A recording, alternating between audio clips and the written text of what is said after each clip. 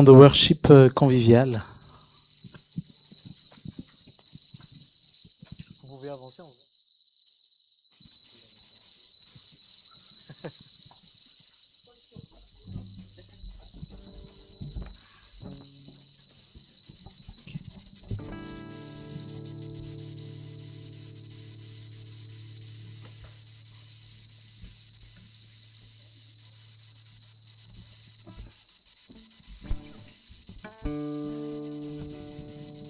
C'est vraiment l'ordre dans le groupe. Et dans le groupe. C'est ton cœur que je... Amen. On peut se mettre là, hein? Hein? On peut avancer un petit peu, on peut se mettre ici.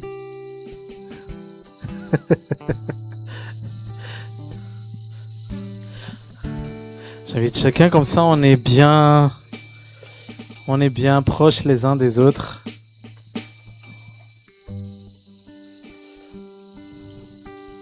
Yes.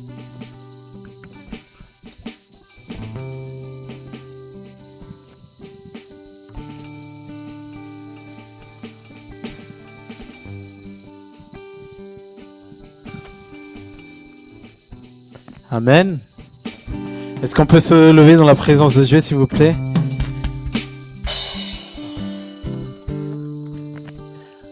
On va se lever dans la présence de Dieu et élevez vos voix, élevez vos mains. Remercie le Seigneur. Remercie le Seigneur pour tout ce qu'il fait. Remercie le Seigneur pour tout ce qu'il fait. Et élève ta voix, sois reconnaissant. Sois reconnaissant pour ce privilège encore de pouvoir le louer, de pouvoir l'adorer, de pouvoir lui offrir notre louange, notre reconnaissance. Alléluia. Sois élevé, Seigneur Jésus. Sois élevé, Seigneur Jésus. Alléluia. Merci, Seigneur. Merci pour ta présence. Merci pour tout ce que tu fais. Tu es tellement magnifique. Tu es tellement au-dessus de tout. Tu es grand, Seigneur. Tu es merveilleux. Loue ton Dieu là où tu es aujourd'hui. Loue-le aujourd'hui. Loue-le aujourd'hui. Que tu sois pas influencé par les choses extérieures, que tu sois pas influencé par le nombre de personnes, que tu sois pas influencé par le feu de ton voisin, mais sois amoureux de Jésus aujourd'hui. Sois passionné de Jésus aujourd'hui. Parce que c'est de lui dont nous avons besoin. C'est de lui dont nous avons besoin. Nous avons besoin de lui. Nous n'avons pas besoin d'autre chose. Nous avons besoin de Jésus. Nous avons besoin de Jésus. Il est parmi nous. Il est présent parmi nous. Alléluia. Seigneur, aujourd'hui, viens nous toucher. Viens ouvrir les yeux de nos cœurs. Viens ouvrir les yeux de nos pensées. Viens ouvrir les yeux de notre intelligence. Pour qu'on puisse te voir. Pour qu'on puisse te voir aujourd'hui, Seigneur. Alléluia. Pour qu'on puisse te voir aujourd'hui. Alléluia. Nous voulons te voir encore. Nous voulons te voir encore. Ta parole dit, là où 2 ou 3 sont assemblés en mon nom, je suis au milieu d'eux. Je suis au milieu d'eux. Tu es au milieu de nous. Tu campes au milieu de nous. Et tu es là parmi nous, Seigneur. Tu es là parmi nous, Seigneur. Ouvre les yeux de nos cœurs aujourd'hui. Ouvre les yeux de nos cœurs aujourd'hui. Nous voulons te voir. Nous voulons te voir. Nous voulons te voir, Seigneur. Nous voulons voir ta gloire. Nous voulons voir ta puissance. Nous voulons voir ta main qui agit. Nous voulons voir tout ce que tu es. Tout ce que tu es, Seigneur, tu es digne de louange. Tu es digne de notre adoration. Alléluia. Viens nous remplir aujourd'hui, Seigneur Jésus. Viens nous remplir aujourd'hui, Seigneur Jésus. Alléluia. Tu es élevé au plus haut des cieux. Seigneur Jésus, alléluia.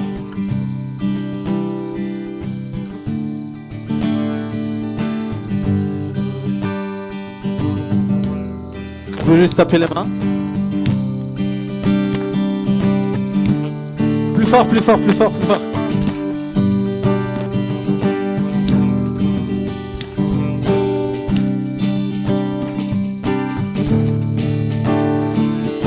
Ouvre les yeux de mon cœur, Père. Ouvre les yeux de mon cœur. Je désire te voir. Je désire te voir. Élève ta voix aujourd'hui. Ouvre les yeux. Ouvre les yeux de mon cœur, Père. Ouvre les yeux de mon cœur. Je désire te voir. Je désire te... Que ce soit une prière. Ouvre les yeux. Ouvre les yeux de mon cœur, Père. Ouvre les yeux de mon cœur. Je désire te voir. Je désire te voir. Dis-le encore, ouvre les yeux de mon cœur, alléluia. Ouvre les yeux de mon cœur, Père. Ouvre les yeux de mon cœur. Je désire te voir. Je désire te voir. Élevé, élevé au plus haut des cieux, rayonnant de l'éclat de ta gloire, répand ton amour, ta force, alors que nous chantons. Tu es élevé au plus haut des cieux, élevé au plus haut des cieux, rayonnant de l'éclat de ta gloire, répand ton amour, ta force, alors que nous chantons. Tu es saint. Ouvre les yeux de mon cœur, alléluia. Les yeux de mon cœur, Père. Ouvre les yeux. Ouvre les yeux de mon cœur. Je désire te voir. Je désire te voir, Jésus. Je désire te voir. Ouvre les yeux de mon cœur maintenant. Ouvre les yeux de mon cœur, Père. Ouvre les yeux de mon cœur. Je désire te voir. Je désire te voir. Je désire te voir. Élevé, élevé au plus haut des cieux, rayonnant, rayonnant de l'éclat de ta gloire, répand ton amour, ta force, alors que nous chantons. Tu es saint, élevé au plus haut des cieux, rayonnant de l'éclat de ta gloire, répand ton amour, ta force, alors que nous chantons. Tu es saint. Tu es saint, tu es saint. Tu es saint, tu es saint. Tu es saint, tu es saint. Je désire te voir. Dis-le, proclame la sainteté de Dieu. Tu es saint, tu es saint. Tu es saint, tu es saint. Tu es saint, tu es saint. Je désire te voir. Dis-le, tu es saint, tu es saint, tu es saint. Tu es saint, tu es saint. Tu es saint, tu es saint. Tu es saint, tu es saint. Je désire te voir. Élevé, élevé au plus haut des cieux, rayonnant, rayonnant, rayonnant de l'éclat de ta gloire, répand ton amour, ta force, alors que nous chantons, tu es saint, élevé au plus haut des cieux. Rayonnant de l'éclat de ta gloire, répand ton amour, ta force, alors que nous chantons, tu es saint. Tu es saint, tu es saint. Tu es saint, tu es saint. Tu es saint, tu es saint. Je désire te voir. Tu es saint, tu es saint. Nous proclamons ta sainteté. Tu es saint, Tu es saint. tu es saint, tu es saint. Je désire te voir. Tu es saint, tu es saint.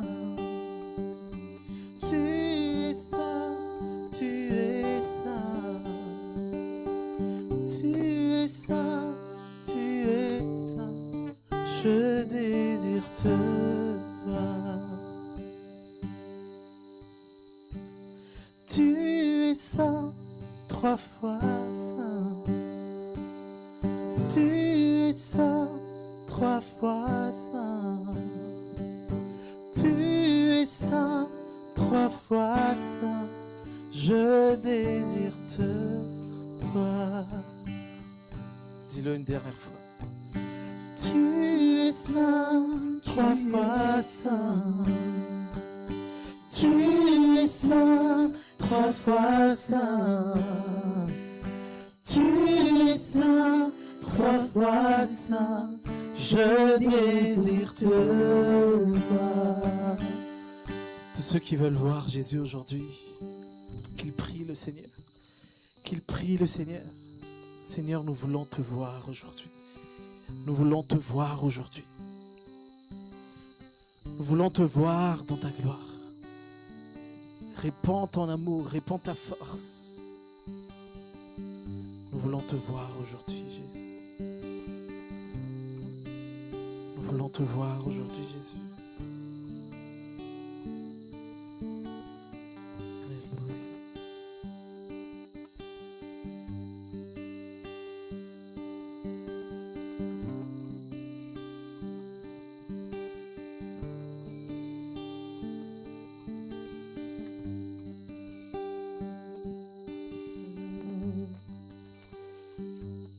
Merci parce que tu es bon. Merci parce que tu es fidèle, Seigneur.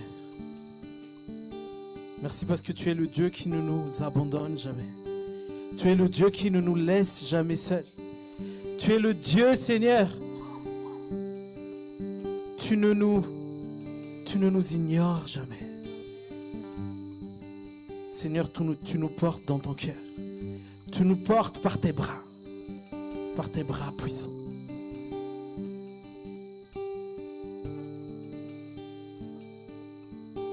De qui aurais-je crainte? De qui aurais-je peur?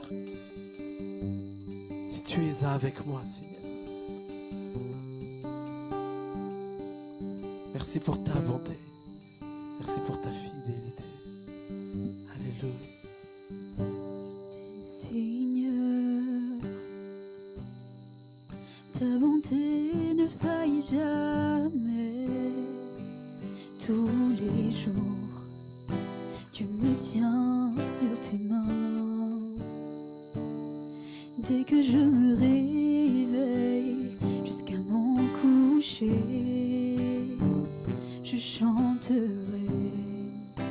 la bonté de Dieu.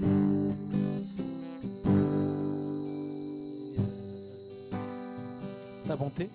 Ta bonté ne faillit jamais. Tous les jours, Tous les jours, tu tu me me tiens tiens sur sur tes mains. Dès que je me réveille jusqu'à mon coucher, je chanterai la bonté de Dieu. Toute ma vie, tu as été bon. Alléluia. Toute ma vie, tu as été bon. Que ce soit ta prière. Repense à tout ce que Dieu a fait dans ta vie. Repense à tout ce que Dieu a fait dans ta vie. Repense à qui il est dans ta vie. Alléluia. Avec le souffle qui est en Tu chanteras. je chanterai La bonté de Dieu. J'aime ta voix. Tu me guides au travers du feu. Dans les ténèbres, tu restes auprès de moi. Je te connais comme un père. Je te connais comme un père, comme un ami. Et j'ai vécu dans la bonté de Dieu. Toute ma vie, lève ta main, lève ta voix, alléluia. Toute ma vie, tu as été bon. Toute ma vie, tu as été fidèle. Chaque souffle, Avec le souffle qui est en moi, je chanterai la bonté. Toute ma vie, tu as été bon. Dis-le encore une fois. Alléluia. Proclame. toute ma vie, tu as été bon. Toute ma vie, tu as été fidèle. Avec le souffle qui est en moi, je chanterai la bonté de Dieu. Ta bonté court après moi. Ta bonté court après moi. Qui le croit cet après-midi, alléluia. Ta bonté court après.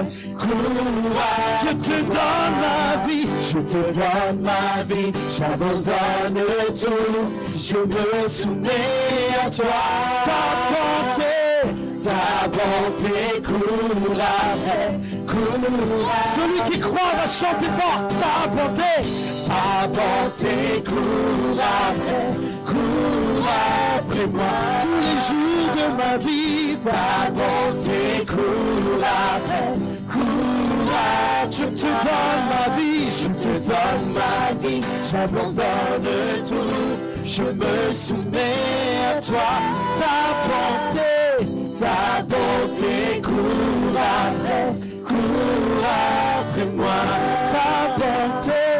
Ta bonté court après moi.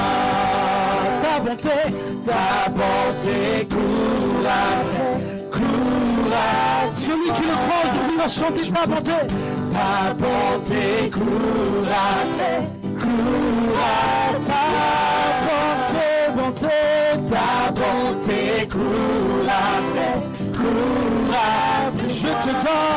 Je te donne ma vie, j'abandonne tout, je me soumets à toi.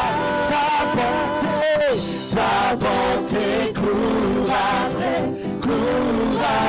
moi. Toute ma vie, tu as été bon. Toute ma vie, tu as été fidèle.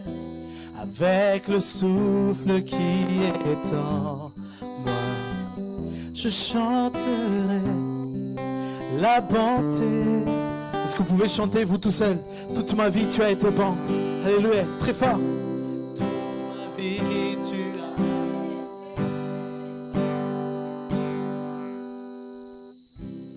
Toute ma vie, tu as été fidèle. Avec le souffle qui est en moi, je chanterai La bonté. Est-ce que toutes les femmes qui ont connu la fidélité de Dieu qui peuvent chanter aujourd'hui? Toute ma vie.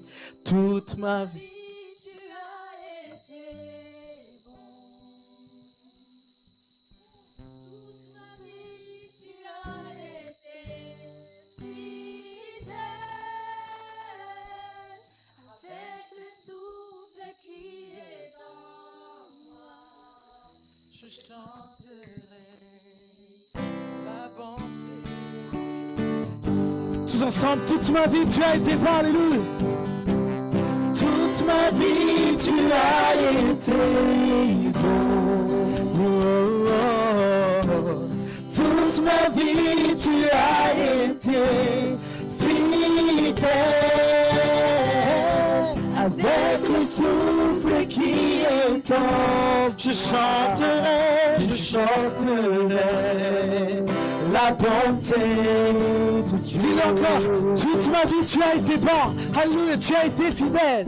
Toute ma vie tu as été bon. Oh, oh, oh. Toute ma vie tu as été fidèle.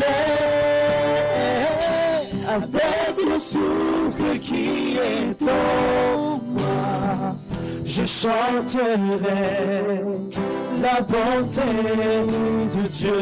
Je chanterai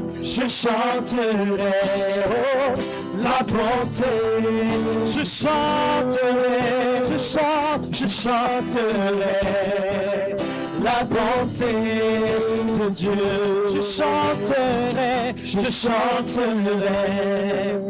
la bonté de Dieu. Je chanterai la bonté de Dieu. Je chanterai la bonté de Dieu. Est-ce qu'on peut acclamer le Dieu fidèle, le Dieu bon, le Dieu qui ne nous laisse jamais seuls, le Dieu qui ne nous abandonne jamais. Alléluia, alléluia. Est-ce qu'on peut pousser le cri de joie pour ce Dieu? Alléluia. Amen, amen. Et lève ta voix, remercie-le pour sa fidélité. Remercie-le pour sa fidélité, pour sa bonté. Alléluia, alléluia. Ne t'arrête pas aujourd'hui. Ne te tais pas aujourd'hui. Parce qu'il est fidèle. Il ne s'est jamais arrêté d'être bon. Il ne s'est jamais arrêté d'être fidèle. Alléluia, alléluia, alléluia. Merci Jésus, merci Jésus. Alléluia. Amen. Amen, amen, amen.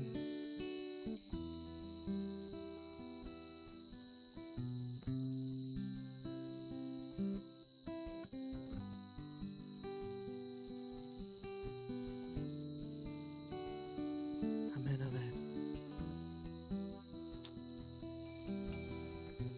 Aide-nous à fixer nos yeux vers toi, Seigneur. Aide-nous à ne pas fixer nos yeux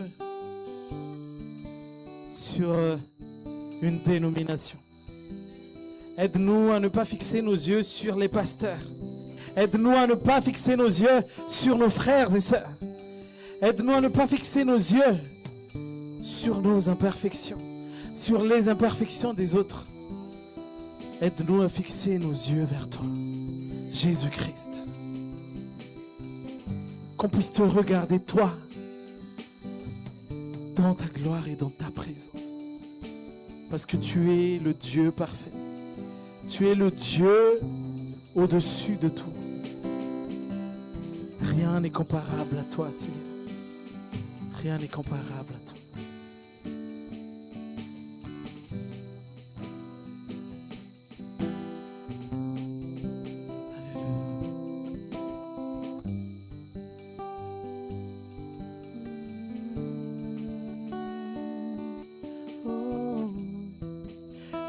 Fixé vers toi, j'oublie les problèmes autour de moi pour t'adorer mon roi, être guidé par toi, les yeux fixés vers toi, j'oublie les problèmes autour de moi pour t'adorer mon roi.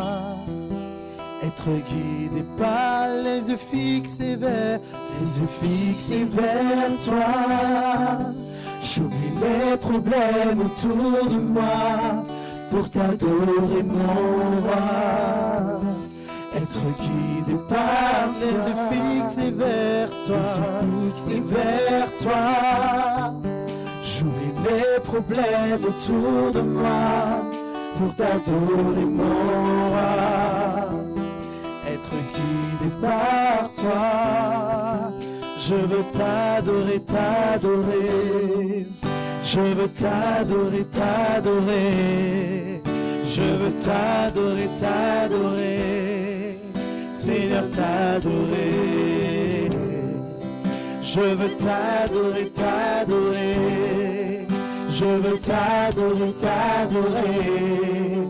Je veux t'adorer, t'adorer. Seigneur, t'adorer.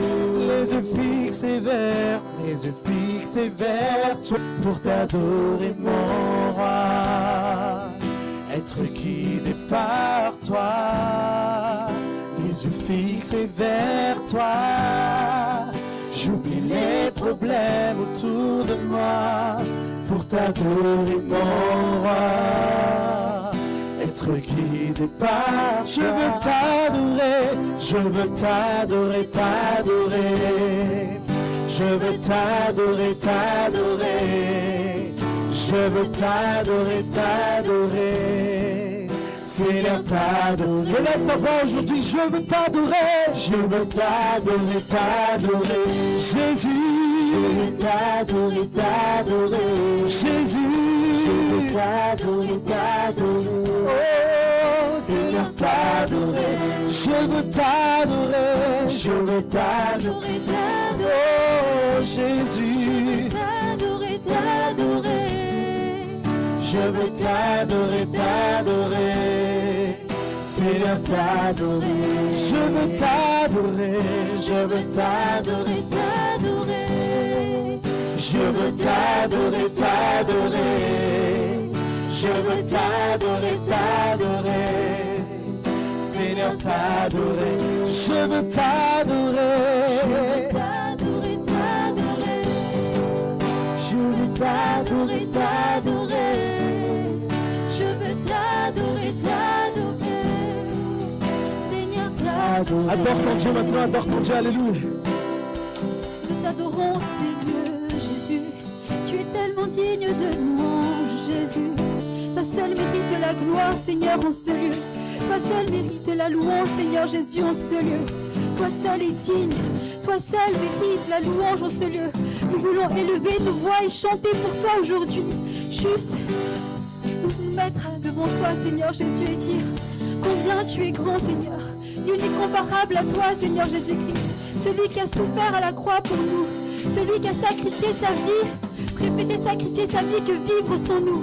Toi seul mérite la louange en ce lieu, Jésus-Christ. Tu es tellement digne, Jésus. Oui, tu es tellement digne, Jésus. Toi seul mérite la louange. Tu es digne de louange. Tu es digne, tu mérites la louange. Tu es digne de louange.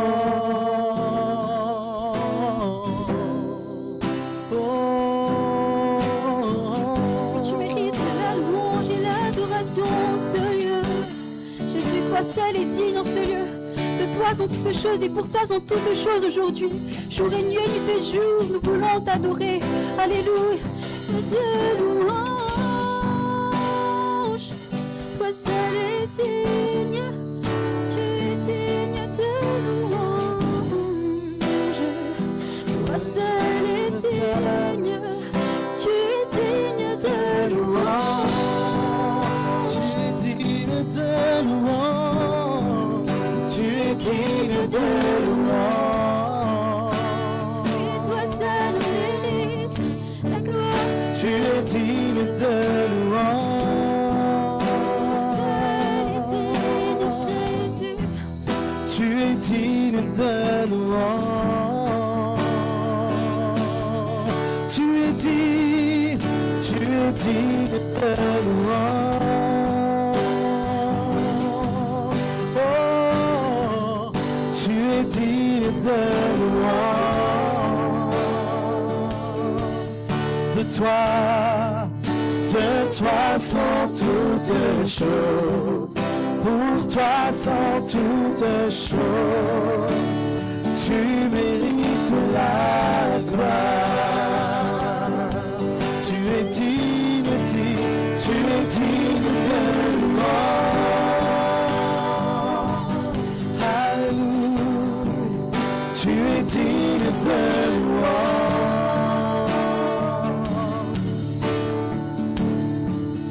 De toi sont toutes choses. Pour toi sont toutes choses. Tu mérites la gloire.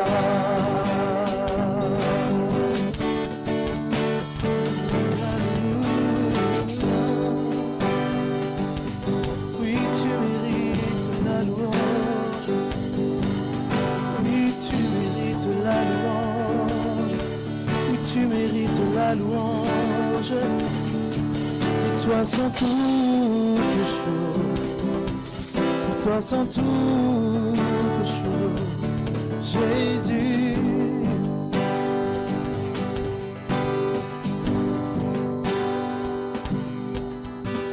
Jour et nuit, nuit et jour, qu'un parfum s'élève.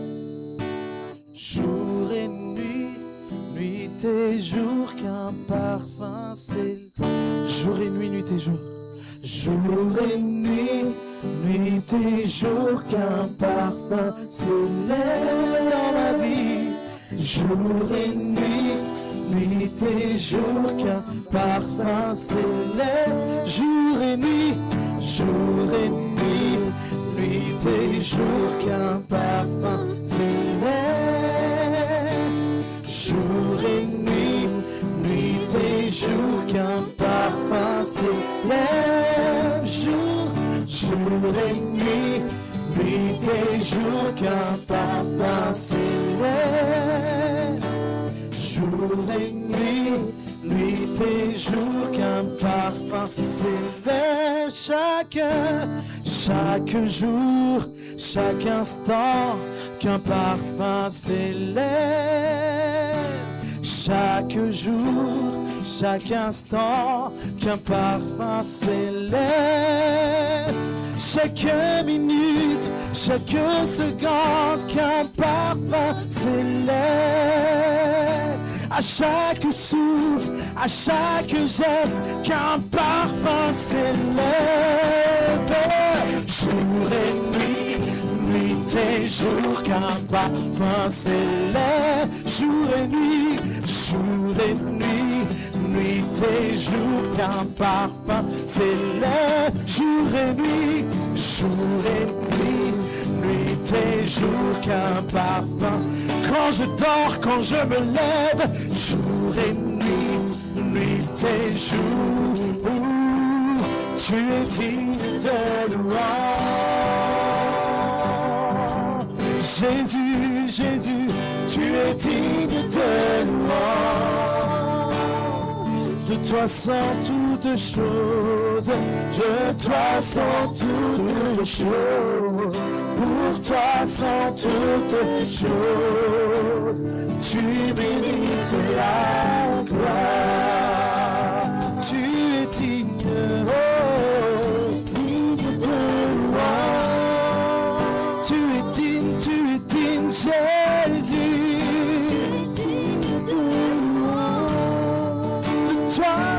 Toutes choses, de toi sont toutes choses, pour toi sont toutes choses, tu mérites la gloire. De toi sont toutes choses, pour toi sont toutes choses, tu mérites la gloire. Dis-le, tu es la source de toutes choses. De toi sont toutes choses. Pour toi sont toutes choses. Tu mérites la gloire. Amen, amen, amen. De toi sont toutes choses. Pour toi sont toutes choses. Tu es la raison de notre vie, Seigneur. Tu es la raison de notre vie. Tu es la raison de notre vie. Il n'y a rien qui peut nous séparer de toi. Les choses changent. Les situations changent.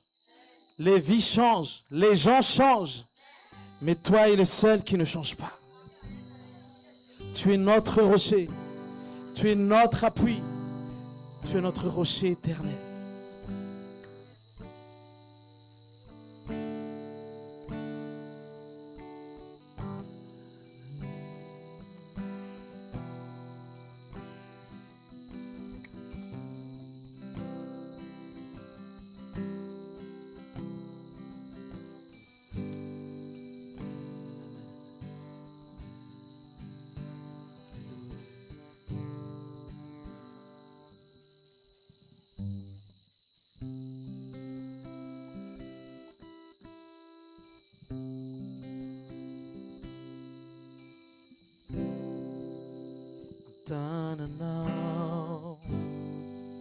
Nuwapicha kuinjay ni Mumbai Richa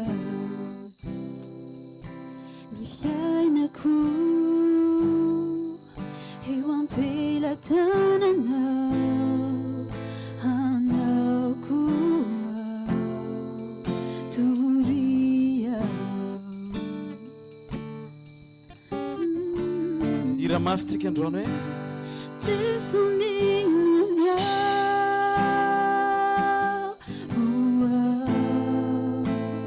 Hanumanu tu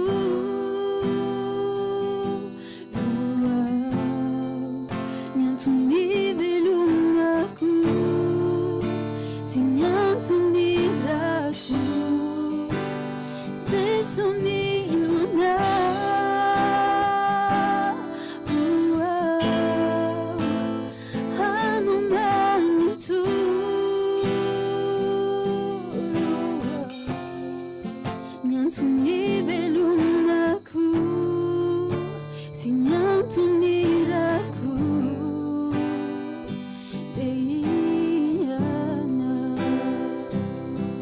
Que les prochaines paroles soient notre engagement avec Dieu, notre engagement avec Jésus. Alléluia. Dis-le, dis-le, dis-lui. Nautike natuma Atukiano Yana Ilalano Amini lalano Tenifica sana Turia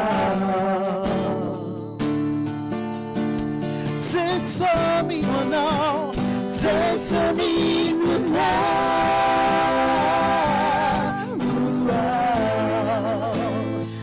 Alamano tu Lua Nyantuni belumaku Sinatunira Tesomino no Anyame Anomanu tu Lifiana Tunira Tesomino na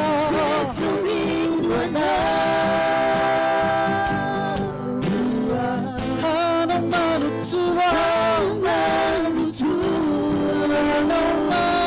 tu Siniatuniraku Lazaya Tesomino na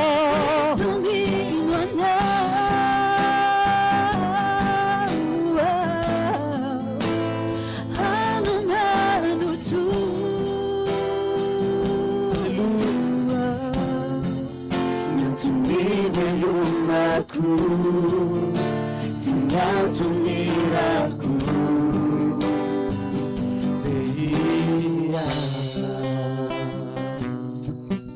Tu es la raison de nos vies, Seigneur. Tu es notre raison de vivre. Tu es la raison de nos chants. Tu es la raison de tout ce qu'on fait. Tu es la raison de nos actions. Tu es la raison de nos pensées. Tu es la raison de nos passions, de ce qu'aiment nos cœurs, de ce que pensent nos pensées. Alléluia. Tu es la raison pourquoi on marche. Tu es la raison pourquoi on vit. Tu es la raison pourquoi on souffle aujourd'hui. Alléluia. Alléluia. Tu es la raison. Tu es la raison. Et tu ne faillis jamais, Seigneur. Alléluia. Et nous nous prosternons devant toi maintenant. Nous nous prosternons et nous disons Alléluia. Mitsoka.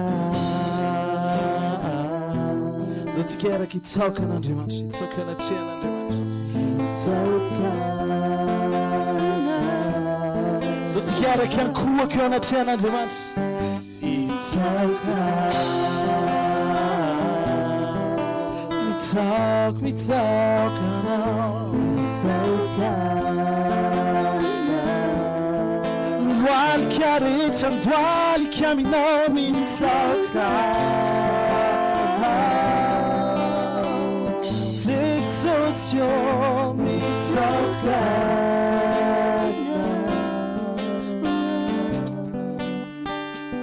Mitsoka.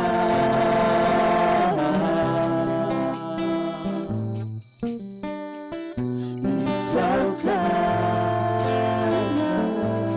Lazima afya kufa na challenge mashi tena Mitsoka.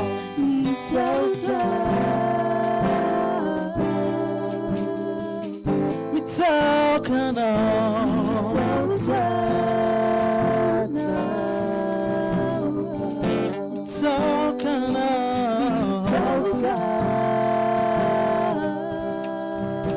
Mitsoka. Mitsoka na. Mitsoka na.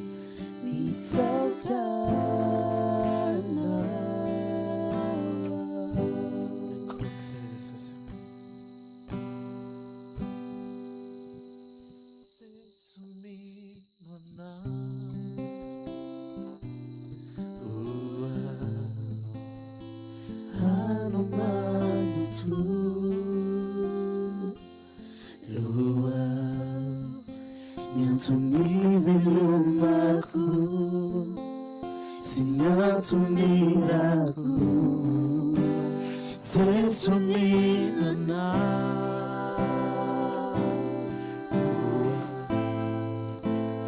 Anomanu tu Lua Nentunivelumaku Singatuniraku Tesuminana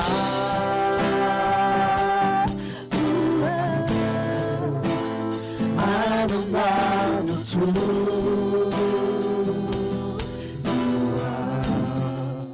Nentunivelumaku Singatuniraku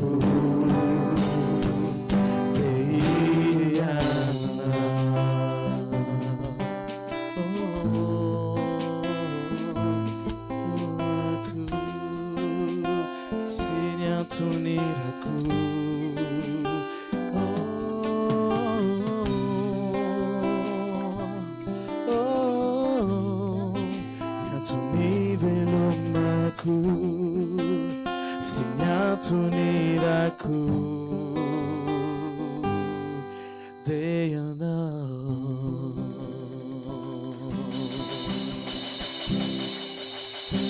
Denyatuniraku Sifavelumaku Dewana rirai mandraky zay miantony velomako sy ny antony rako deo anao tokoa. Lazao mafy, lazao mafy, lazao mafy. De ny antony rako sy favelomako deo anao iray mandraky zay ny antony velomako sy ny antony rako deo anao tokoa.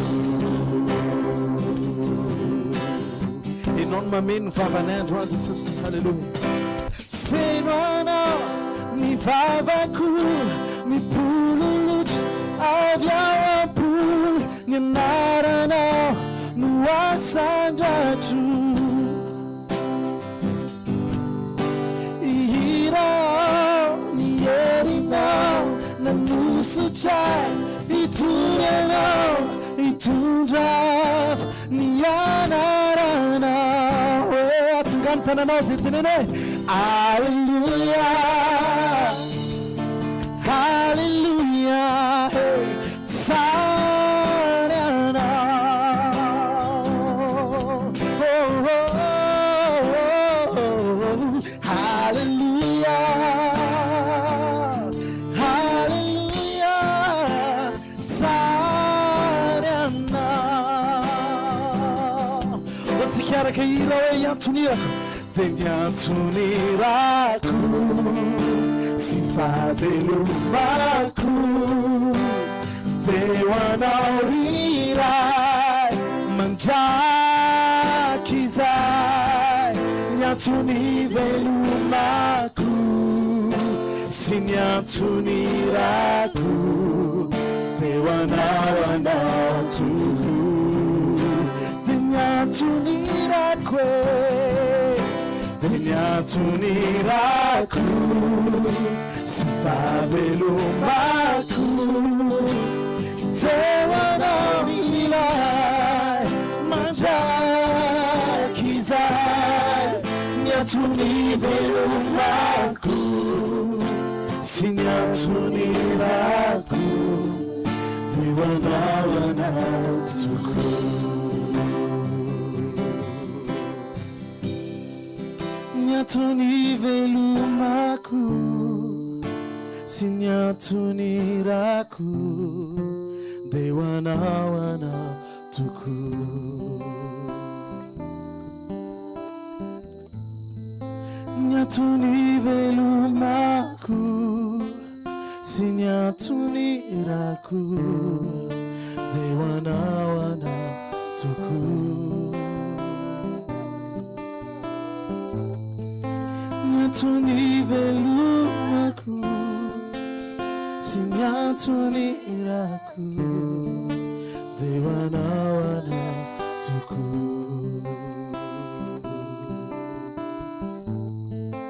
Deo anao tokoa.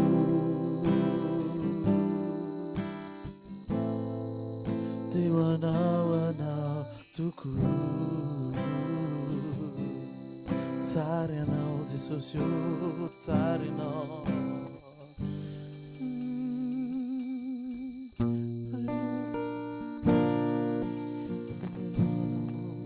Alléluia. Alléluia. Amen. On va accueillir le prochain serviteur de Dieu. Est-ce qu'on peut acclamer le Seigneur?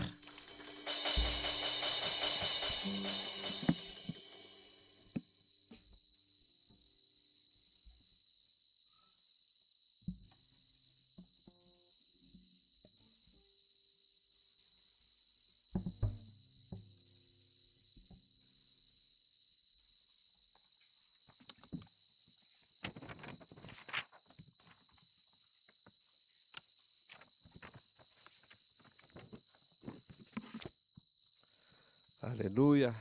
Ohatra ny satry foana mbola hitoy tellement sy fombafomba ny mideran'i Jesosy fa tena fiainana dia tena aokasika mbola ao anatin'izany atmosfera zany fa misy zavatra sy afaka zavaina miaraka amin'i Jesosy fa dia tsara fosiny zao hoe eny saiko fa namasapisatsy anao eny hoe tia asika Jesosy.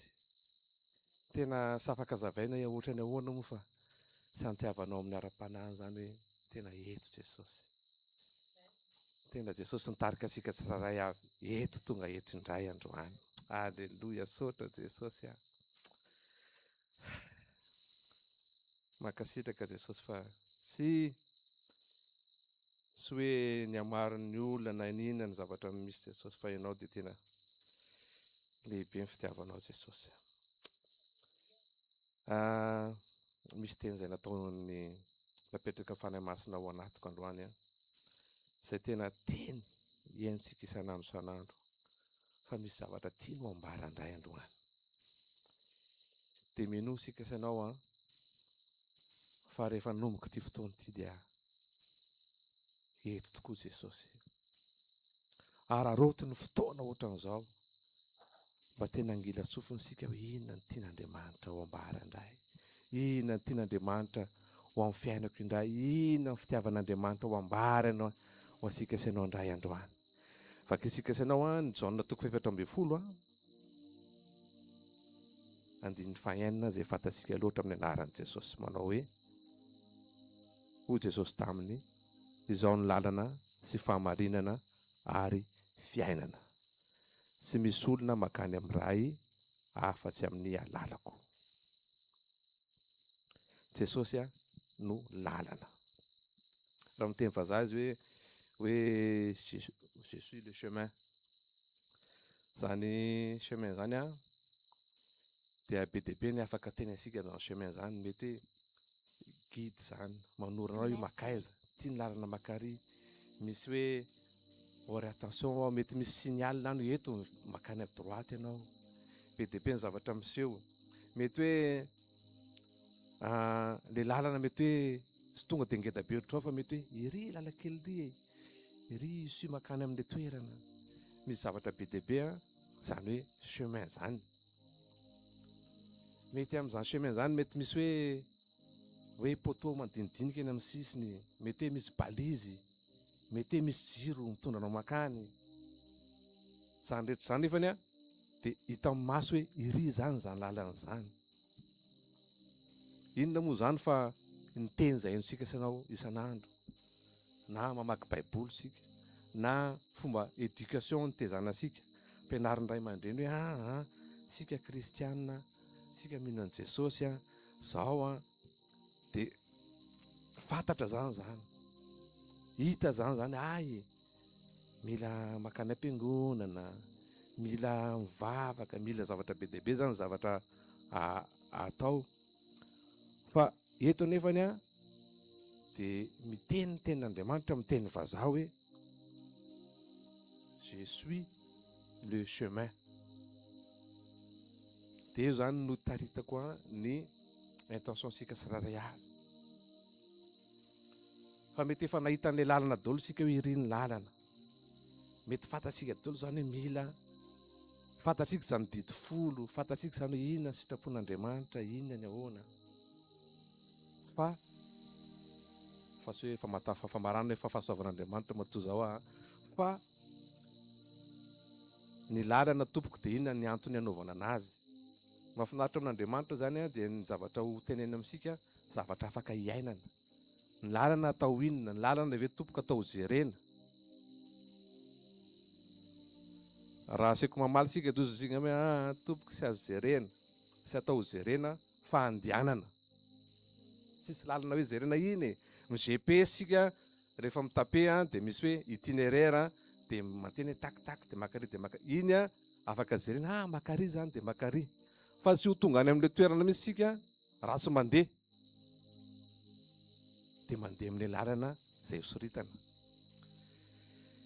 Dia eto nefany ilay lalana tanain'i Jesosy eto zaho ozy izy dia lalana. Mila miara-mandeha zany, mandeha eo amin'ilay lalana. Zany hoe io lalana lazaina eto hoe Jesosy io zany tsy mitovy amin'ny lalana rehetrarehetra hoe lalana itsahana, fa eto a personne le lalana velona le lalana afaka miteny aminao hoe arao aho, le lalana mety tsy hitanao iry de makary de kary, fa mety hoe be deabe ny olona miteny hoe ianao miteny rery ohatra ny efa mivika, fa miaraka amin'ny Jesosy ianao mila miteny rery, miresaka amin'ny Jesosy. Ty lalana ty zany Jesosy dia ahoana, makaiza zany sika zao, de sy maintsy manana fifandraisana amin'le lalana ianao zany vao afaka mandroso. Zay zany le miaraka amin'ny Jesosy, sy maintsy misy firaisanao amin'ny Jesosy zany, hoe zasy anao Jesosy dia ahoana indray Jesosy a, inona le izy Jesosy a. Zany hoe zany a, tsy mila fantatra fotsiny le lalana, fa miara-miaina aminao le lalana. Tena ataon'Andriamanitra farak'izay akaiky atsika, satria vao mivoaka ny trano sika dia tsy maintsy misy lalana ho aiza indray, dia misy lalana le. Tena fitiavan'Andriamanitra zany, tena ataony farak'izay akaiky indrindra sika hoe za io lalana io zany, dia naiza zany ele sika dia miresaka tsy haiko Jesosy a, za mba te ho any amin'izany ange Jesosy, fa ahoana ary zany. Dia misy a zay tsy hitovizana amin'izaniza misy, fa antaranao sy Jesosy zany. Fiarahako amin'ny Jesosy a tsy mitovy amin'ny fiarahany na vavadiko arany, tsy mitovy. Samy manana ny izy, samy manana ny fomba firesahan'i Jesosy amin'ny firesahako amin'ny Jesosy koa manana fomba firesahana amina, amin'izay tena hoe individuel zany. Zany ny fahalebiazan'Andriamanitra sika. Tsy haiko ohatrany hoe miteny zavatra maniditsidina ve zaho asika tsaray, fa mino aho fa azosika zany zavatra teneniko zany. Fa rehefa miaraka amin'ny Jesosy zany ianao a, dia misy zavatra eny asefasefany eny ozy ny fitenenana zay a, misy guide zany hoe eto dia makato, misy torohevitra omeny fanahy masina anao eny, zao atao amin'ity. Zay moa zany dia matetika miaina an'izany foana, dia sarotra zavaina, satria raha miara-miaina amin'olona normaly ianao dia ohatrany hoe reto koa zany ohatrany efa hafa misy a, ohatrany hoe fanatika. Dia nefany a, zay zany le miaraka amin'ny Jesosy, misy zavatra fantatrao zany. Maheno ianao hoe manaraha, misy appel zany eny isan'andro eny, tian'Andriamanitra zao no ataonao, zao ataovy. Misy a asa, dia fantatrao misy asa tena mpanaovan'Andriamanitra, dia indraindray isika tonga dia etopo, tonga dia anao an'ity a sara, zay no atao hoe asa ho an'Andriamanitra, andehanao an'izao ho an'Andriamanitra, andehanao an'izao ho an'Andriamanitra. Fa misy kosa nefa ny hoe asa an'Andriamanitra, zay antsoina asika, dia iny a mety tsy ao amin'ny spesialitenao manokana mihitsy iny, fa Andriamanitra miteny hoe ty ataovinao. Misy ianao hoe andananao makary, fa misy olona mihaona aminao any, misy olona parezinao, dia mety hoe tsy ao anatin'ny eritreritrao akory zany e. Dia nefany a ao anatin'Andriamanitra ahitananao, dia zay natao hoe asa an'Andriamanitra. Zay a tsy nitovy amin'le hoe asa ho an'Andriamanitra. Asa ho an'Andriamanitra inisiativako hoe no fitiavako an' Jesosy dia andehanao an'izao aho. Azonareo, azosika. Fa asa an'Andriamanitra, Andriamanitra misy no maniraka anao hoe ty ataovy. Fa zay zany aloha mety hoe resaka manidina zany raha vao sy manana communion amin'Andriamanitra sika. Fa rehefa tena manana firaisana amin'Andriamanitra ianao a, dia mazava any amin'ny fiainasika andavanandro any zany, tena iran'Andriamanitra nao an'ity. Aoka sika saray avy a, tena hitonam-bavaka an'izany zavatra lazaiko asika zany, fa asian'Andriamanitra miaina an'izany sika sy ianao any amin'ny andavanandro sika any. Hampahira sika ny fanahy masina amin'izany zavatra izany, fa ny zavatra fantasika fotsiny a dia eo foana Jesosy. Ty andro androany ity a dia andro sy verina tsony amin'ny fiainasika sy anao. Fa raha sy conscient zany sika dia ohatrany hoe vita ihany ny andro androany fa vita indray ny androany dia rapiso hoe. Fa raha fantasika mifalebiazana zany hoe inona ny zavatra nataon'Andriamanitra tamin'ny zasy ianao atateraka n'izao fotoana izao a dia akatona fotsiny indray ny vavantsika efa mitanaka iny ty Jesosy. En fait misy zavatra famarinana be dia be a izay tsy fantasika raha vao sy tena miaraka amin'ny Jesosy sika. Dia zany hoe zany a rehefa miaraka amin'ny Jesosy zany ianao a dia misy zavatra tsy fantatro taloha lasa fantatro amin'izay hoe tena zany marina kay Jesosy a. Eo zany le mandeha hoe izaho izy ny fahamarinana.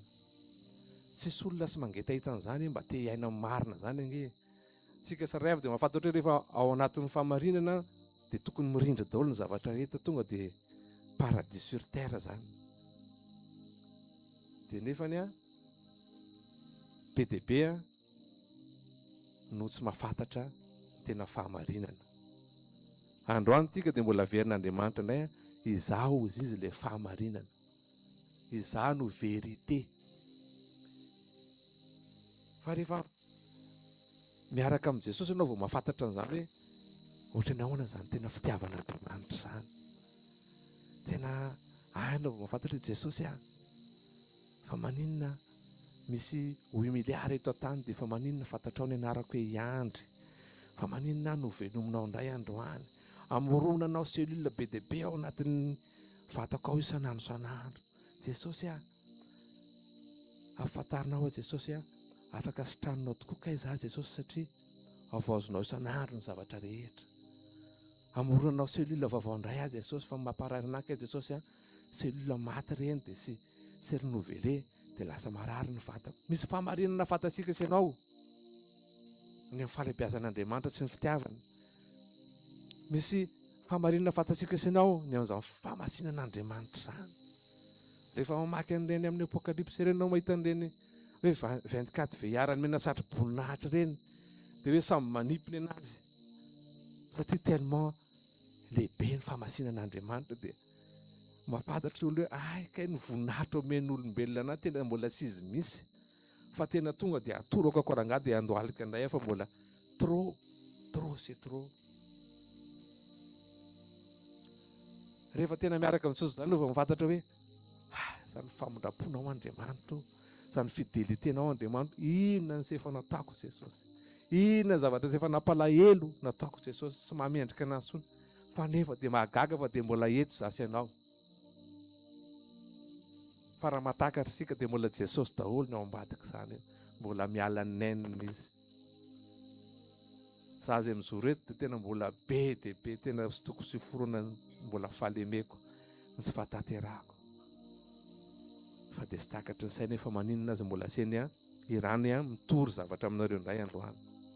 Zany fahalebiazana zany fidélité-n'Andriamanitra zany re olona tsy ahitan'izany sika. Raha mandinika zasy ianao amin'izao fotoana iainasika izao mivadibadika ao daholo ny zavatra rehetra. Zavatra marina androany dia sy marina tsony rapiso. Tena mivadika ny olona mamitaka feno hatramin'ny firenena mivadika.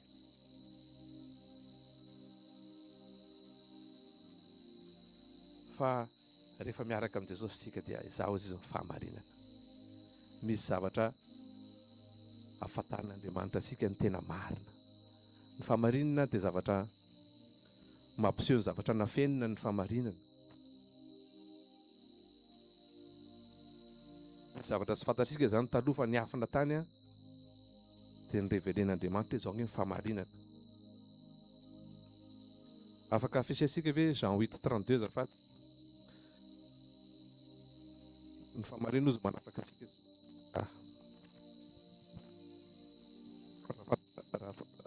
Tapatapaka zany ity a. Raha fantatsika izy ny fahamarinana dia ny fahamarinana nanafaka asika sy ho andevo. Be dia be zany ny zavatra misokatra rehefa mifantatra amin'ny fahamarinana sika. Fa misy zavatra izay heverinao fahamarinana eto an-tany nefany a ndasa angamany soloko an'ity a dia nefany a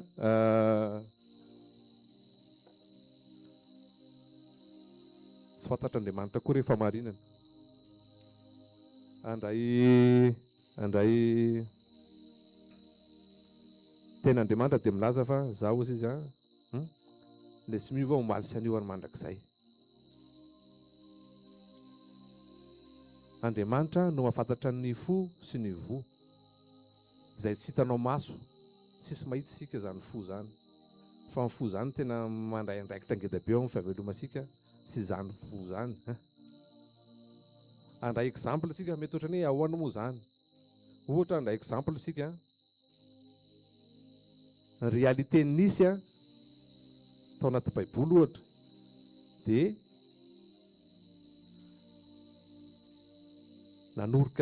nanorika an' Jesosy Jodasy rehefa andeha hanondro ny miaramila hoe zay horoko no izy.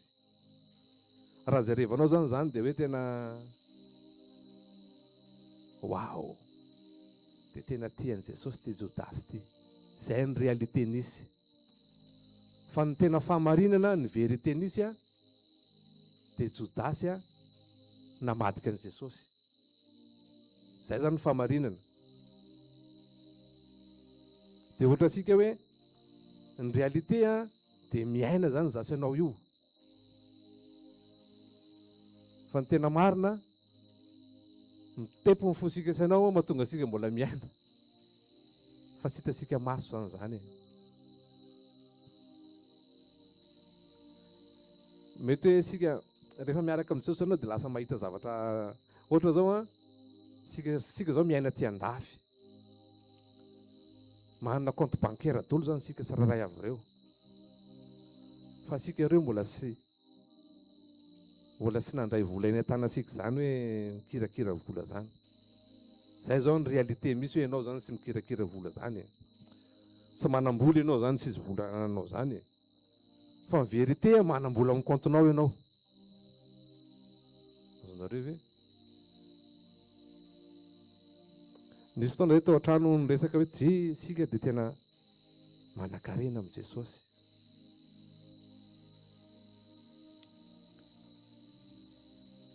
Ohatra zao hoe mahazo fanampiana fanjakana ianao, ohatra ny manana AME ianao, dia sisy vola hitanao zany anefany rehefa misy fisaboana ataonao zany dia mandeha foana, fa tsy hitanao zany. Fa ny fahamarinana manana zavatra natokana ho anao zany Jesosy. Fa raha tsy mahatakatra an'izany zany sika dia ohatra manarakaraka an' Jesosy comme ça fotsiny, ndao hivavaka dia mivavaka makany indray dia sisy fiainana ianao. Inona moa zany fiainana miaraka amin'i Jesosy? Inona moa ny fahamarinana tena marina indrindra? Raha notaniko sika hoe firy zay problème nitranga tamin'ny fiainanao, tsy voisa, misy isan'andro san'andro. Fa maninona zany sika mbola eto ihany. Inona ny fahamarinana? Ny solution foana zany le problème sika depuis sika tao mbola kely mandra-pahatonga an'izao. Dia iza ny ao ambadika zany? Mbola Jesosy zany ao ambadika zany. Fomba an'Andriamanitra sika indro izao momba anareo mandrakariva, mandra-patapitra ny fahataperan'izao tontolo izao. Raha tsy raisitsika fahamarinana zany teny zany tompoko, dia ho reraka foana ihany sika, hiasa saina isan'andro, analava inona indray, dia ho sosotra foana dia kizitina lava, tsy mahita zavatra tsara misy amin'ny fiainana satria te hamono teny isan'andro ianao aleo rangahy lamina amin'izay mifandeha ny fiainana, fa tsy izay intsony. Fa rehefa miaraka amin'i Jesosy anao dia misy zavatra fantatrao hoe tena misy ilay tiana izay tsy miova, misy ilay mahafantatra ny anatiko any. Fa raha misy olona farak'izay akaiky anao arany tsy hafantatra anao zany ilay olona. Na tena hoe mivadinao isan'andro ao an-tranao arany, misy zavatra tsy fantany any anatinao any, izay confienao amin'i Jesosy manokana. Tena harena be zany fa any amin'i Jesosy ianao zany ny afaka miantehitra, fa tsy afaka hitehitra amin'ny vola zany ianao na dia irisika fatratra ary zany.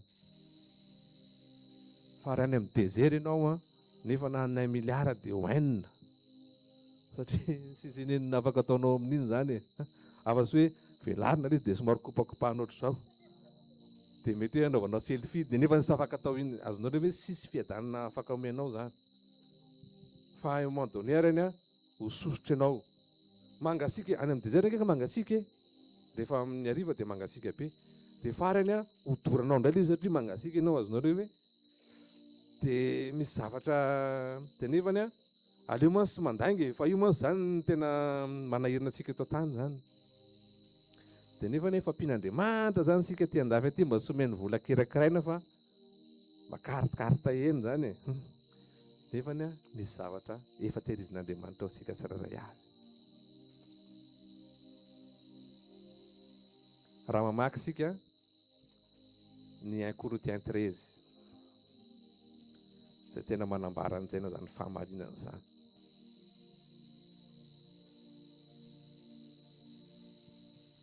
Afaka fisainy hoe zany tompoko azafady efa hoe vakio nge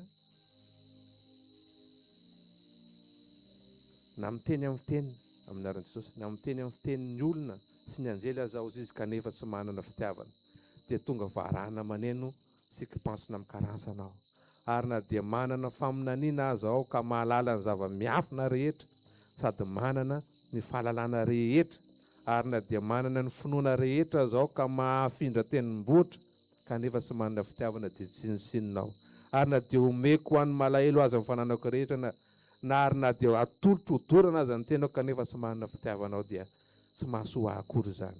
Ny fitiavana maro-po sady mora fanahy ny fitiavana sy mialona sy mirehare sy mieboebo sy manao izay sy mahamendrika sy mitady ny azy sy mora sosotra sy manao otro-po sy mifaly amin'ny sy fahamarinana fa miara-mifaly amin'ny fahamarinana kosa mandefitra amin'ny zavatra rehetra mino zavatra rehetra manantena ny zavatra rehetra maharitra ny zavatra rehetra ny fitiavana sy olevona mandrakizay fa raha ny faminaniana dia ho levona na ny fiteny sy fantatra dia hitsahatra na ny fahalalana dia ho foana fa sombosombo ny fahalalasika ary sombosombo ny faminaninsika fa rehefa tonga ny tanteraka dia sy isy zany sombosombony zany.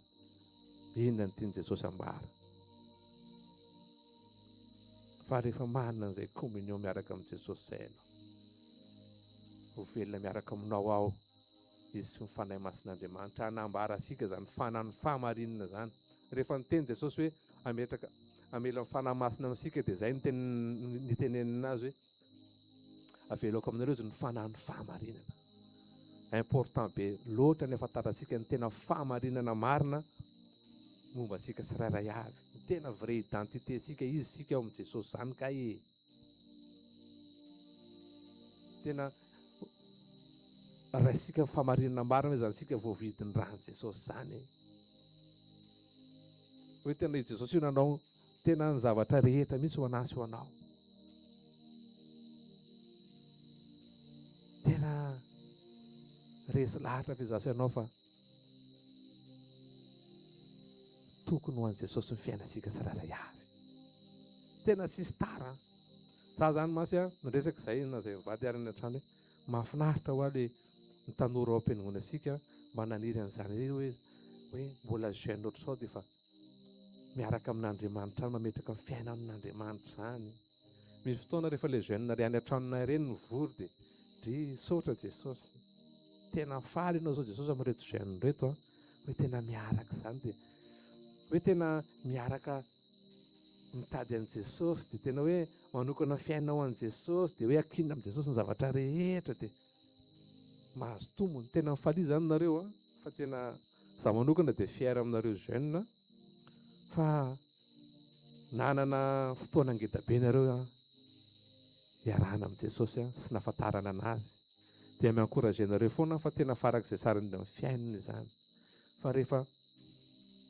mahafantatra an'i Jesosy sy ny fahamarinana momba asika zay sika dia tonga ho azy ilay fiainana lazain'i Jesosy hoe zange izy dia fiainany lasa manana lasa confiance zany ianao amin'ny fiainana lasa ohatrany efa tsy misy zavatra tenena zany sonina fa mbola ohatra manantena zany ianao ohatrany misy pesa afaka zavaina zany anatinao any dia nefany a ny zavatra réalité misy amin'ny fiainanao ohatra nefa tena midofotra e, dia ohatrany efa hoe katomura zany ianao zany say hoe ho aiza, dia nefany a tena lazaiko sy afaka azavaina izy a nefa ianao ohatrany mbola sy taitra zany, ohatrany misy be zany ianao, ohatrany mbola manantena zavatra sy hainao zany e. Dia izay nefany a tena fanan'Andriamanitra reto zany a, avy amin'ny fiarasika amin'Andriamanitra, avy amin'ny fahafantarasika an'Andriamanitra hoe Andriamanitra, na tsy misy areo a afaka mamorona Andriamanitra, na miteny Andriamanitra dia afaka misy ny zavatra rehetra. Andriamanitra no alpha sy oméga, fahafantarasika zany fahamarinana zany a dia matoka asika sy ho bombona. Miala siny amin'ilay fitenenana fa zany aloha ezaka daholo zany efa sy hoe akory dia efa tena sisy bombona zany intsony eran-tany, fa be dia be zany ny bombona, mbola kristiana mbola misy ny bombona koa. Fa rehefa mandroso miaraka amin'i Jesosy ianao a dia misy zavatra me mazava aminao hoe calme ianao zany, tsy taitra, lasa tsy manasarotra fiainana zany ianao e, tena tsy mila lagy zany ianao. Azonareo ve tena milamina foana ianao ao kaherany, dia lasa ianao satria ianao mahafantatra hoe misy Jesosy tena tia anahy ny reto, fa raha tia olo tia raha tena tady lagy aminahy eto a dia sy ohatran'ilay fitiavan'i Jesosy anahy ny fitiavany ito anahy, na sy tio anazy na sy ho tia anahy izy na hitabataba aminahy, fa za nahafantatra an'izay fahamarinana izay a fa Jesosy a tena tia anahy, ninona zavatra mitranga amin'ny fiainako eo a dia tia anahy izy. Dia lasa misy zavatra tafampita aty amin'ny fiainasika, ohatrany hoe misy ohatrany hoe mizesta be raha teny hoe efa feno, fa misy zavatra manana mihoatra noho ny hafa ianao, noho ny fahafantaranao ny fahamarinana ny amin'izany fananana Jesosy zany. Mety misy hoe misy olona ao anatina fahalemena, na mety hoe mpiara-miangona, mpiara-miasa, mpiara-mianatra, dia lasa mana toe-po ianao tahaka an'i Jesosy hoe sy hanao tsindry falavo fa tonga kosa ianao anangana. Azonareo ve raha ny zavatra atao singa dia efa tokony efa ela be sika nomena ny reprise e. Azonareo ve zany le baolina tonga dia reprise hoe tena efa sisy ilanana azy sony, fa Jesosy zany mbola manaboloky tratra e, mbola zan'ireo hoe mbola misy contrôle ohatran'ilay mifoto ireny hoe tena mbola eo foana zany Jesosy, mbola tena tsy kivy, mbola manangana indray aty. Raha olona nafantatra na zany hatramin'izao moa zany dia be dia be zany sy problème koa moa zany izy hoe hiandry fe dia lasa paster zany, dia ohatran'ny sy mino olona, satria raha nahita ny zavatra nisy tamin'ny fiainako taloha sy ny réalité hitany dia hoe aiza koa, fa dia kitoto misy ilay fivavahana ho ahy, dia ohatran'ireny ve ohatra, dia nefany a zay arany Jesosy hoe avia lahy ty fa ilaiko, dia za ve dia lasa andao arany, dia lasa fosiny comme ça, sy misy hoe za zany dia sy nametraka question be dia ahoana ara moa zany, dia tairo indray arao a Jesosy, fa tena ohatrany mety amin'ny fiainako nge ho ilay miaraka aminao koa e, dia manaiky fosiny. Misy zany a misy fotoana manaiky fosiny, ndao arany Jesosy, dia zay dia efa hoy teo zany zay fandehany eny a, dia mamy loatra Jesosy. Fa raha amin'ity fiainana andafy ity nge reto ka mampitapy e, fa raha sy manana an'i Jesosy zany dia ianao ragaky efa ahoana ary reto olona sy manana an'i Jesosy reto, dia mba ahoana ary ny fahitan'ny fiainana, dia nefa ianao gaga fa be dia be zany ny olona izay mifanerasera aminahy zany a, olona lazaina hoe ambony eto an-tany, fa hitanao hoe mahantra satria sy manana an'i Jesosy, mahantra fifaliana, mahantra fitiavana, mahantra zavatra be dia be.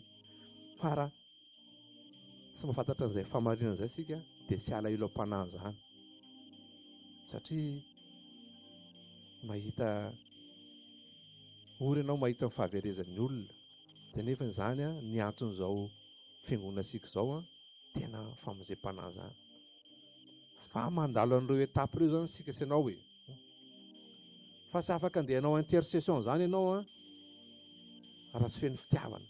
ianao hoe andeha hivavaka ho an'ny hafa zany nefa anao sosotra, na le olona raha mahasosotra anao dia lasa mivavaka anao dia aleo mety amin'ny misy zao Jesosy fa izy koa nge dia ohatran'ny mahasosotra anao hoe vavaka hafa ny ataonao zany nefany tsy izay no andrasan'Andriamanitra aminao. Fa sy ho tonga amin'izany andehanao hivavaka ho an'ny hafa zany sika raha sy manana pedy izao anaty dia manana compassion ny olona tena Jesosy zay revo ny fiainana. Fa misy zavatra reto sy afaka zavaina miaraka amin'ny Jesosy misy vidivinina zany zay sainao ahoana.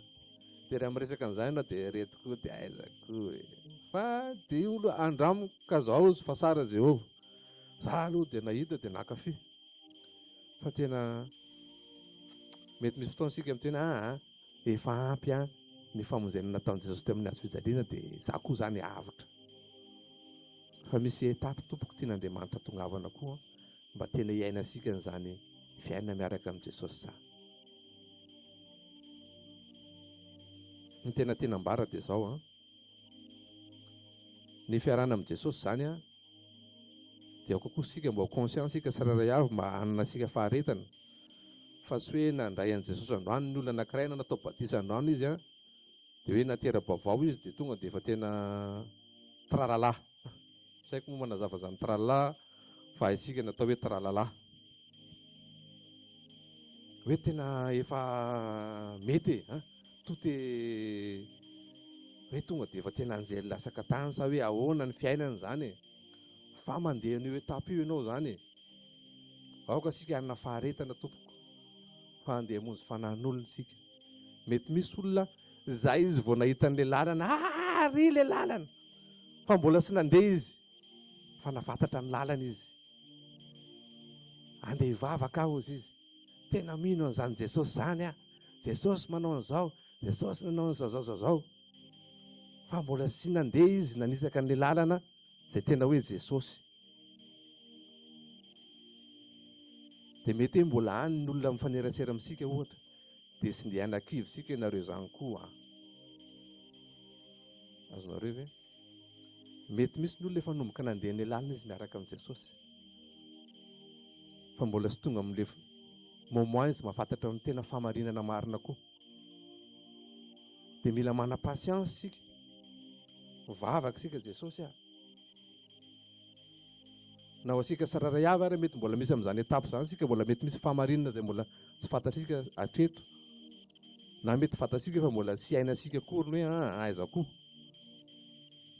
Dia misy an'izay zany dia mila mifankazaka sika mpiaraka miazakazaka ho any an-danitra.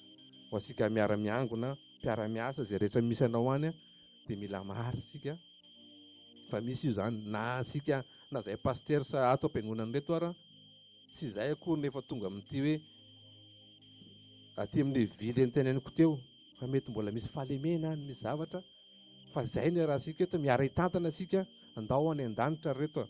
Fa raha sika ireo zao nohatra hoe hianina tavela dia sisy ho fiera amin'izany mihitsiny hoe dia tena tavela ve. Fa miara mifampitantana sika dia mifanangana dia miara mivavaka. Sisy saina matakatra zany fitondrana fiangonana zany. Na nianatra management bac plus 80 ary ianao sy voafenao zany ny fitondrana fiangonana zany inona ny atao. Teto zao dia nisy resaka zao teo hoe ahoana moa zany sika ty isika hisokatra amin'izao tontolo izao dia nefa raha mahita sika ny olona dia ohatrany hoe zanak'ampelezana sika fa ohatrany hoe communauté zany sika fa ohatrany hoe gasy daholo ihany ny eto dia ohatrany hoe gasy.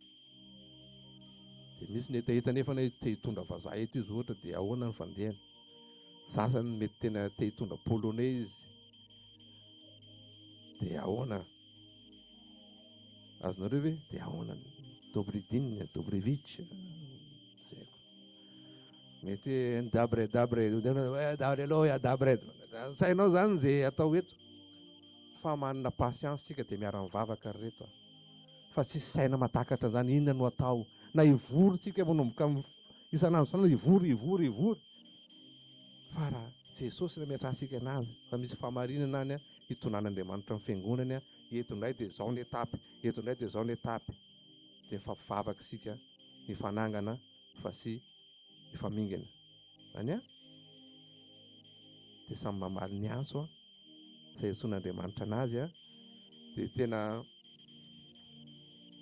mahafantatra ny identité sikasika rehefa mamakinga isanareo ny Jean 14 tena Andriamanitra teo ao anatinao zany ohatra ny fifandraisany sy ny Andriamanitra ray azo ny tia ny ifandraisansika koa dia izay zao a ny zavatra fatakarina men'Andriamanitra ny assemblée izay iarahsika amin'ny Madagasikara dia efa sy le communion tsondray fa tena union mihitsiny azonareo ve ohatra mifiraisan'ny trinité zany Andriamanitra zanaka fanahy masina mety efa tena lasa lavabe zany ohatra ny efa tena fa rehefa fanahy masina mitarika asika dia afantatra isika hoe iny zany unité miaraka amin'Andriamanitra zany dia ho tanteraka amintsika ilay hoe ny fiadanako izay nomeko anareo ny fiadanako nomeko anareo ny fiadanana nomeko anareo azonareo zay fiadanako nomeko anareo zay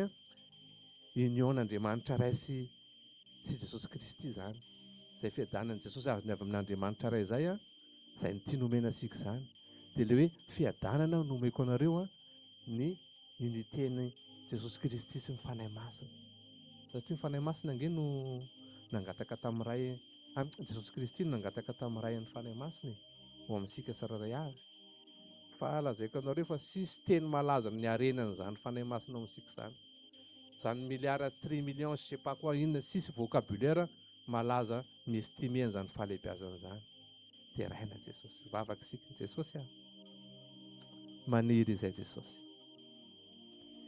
tena iaina n'izany zavatra ampitondranao teny ampitondranao anay zany Jesosy maniry izay Jesosy tena hoe miaraka aminao isan'andro zany miresaka aminao Jesosy ho aiza indray ny lalanay androany Jesosy vao mifono masonay dia te confie aminao zay hoe inona indray no atao androany makaizy ty lalan'ity androany Jesosy inona ny famarinana anahy Jesosy amin'ny fiainako Jesosy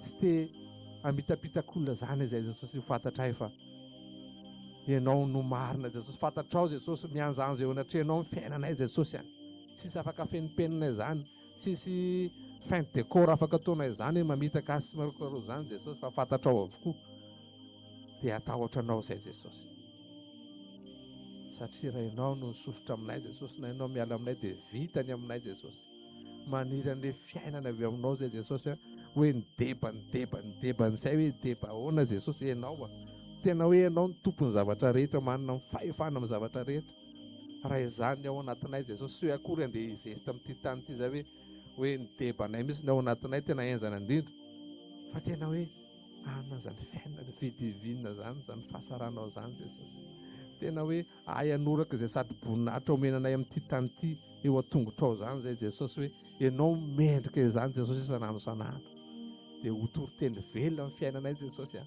atonga ny olona hitady ianao sy fikitra aminao fa aminao ny tena fiainana Jesosy anao rery tera sy laza ny voninahitra zay hatramin'ny tanona endrika mandrakizay amen.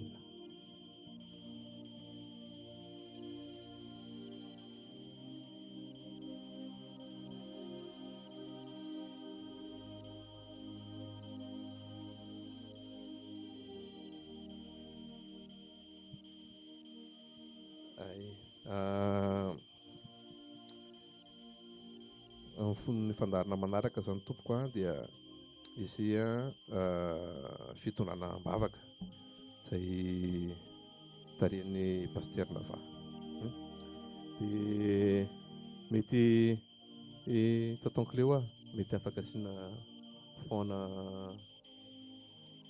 sy anona tompoko saotra tompoko. Alléluia. Alléluia.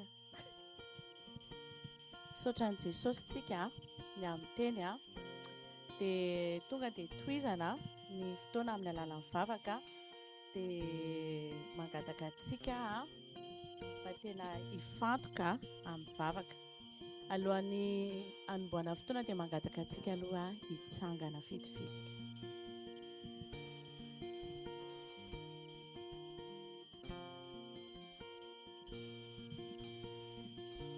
Saotranao zahay Jesosy malalo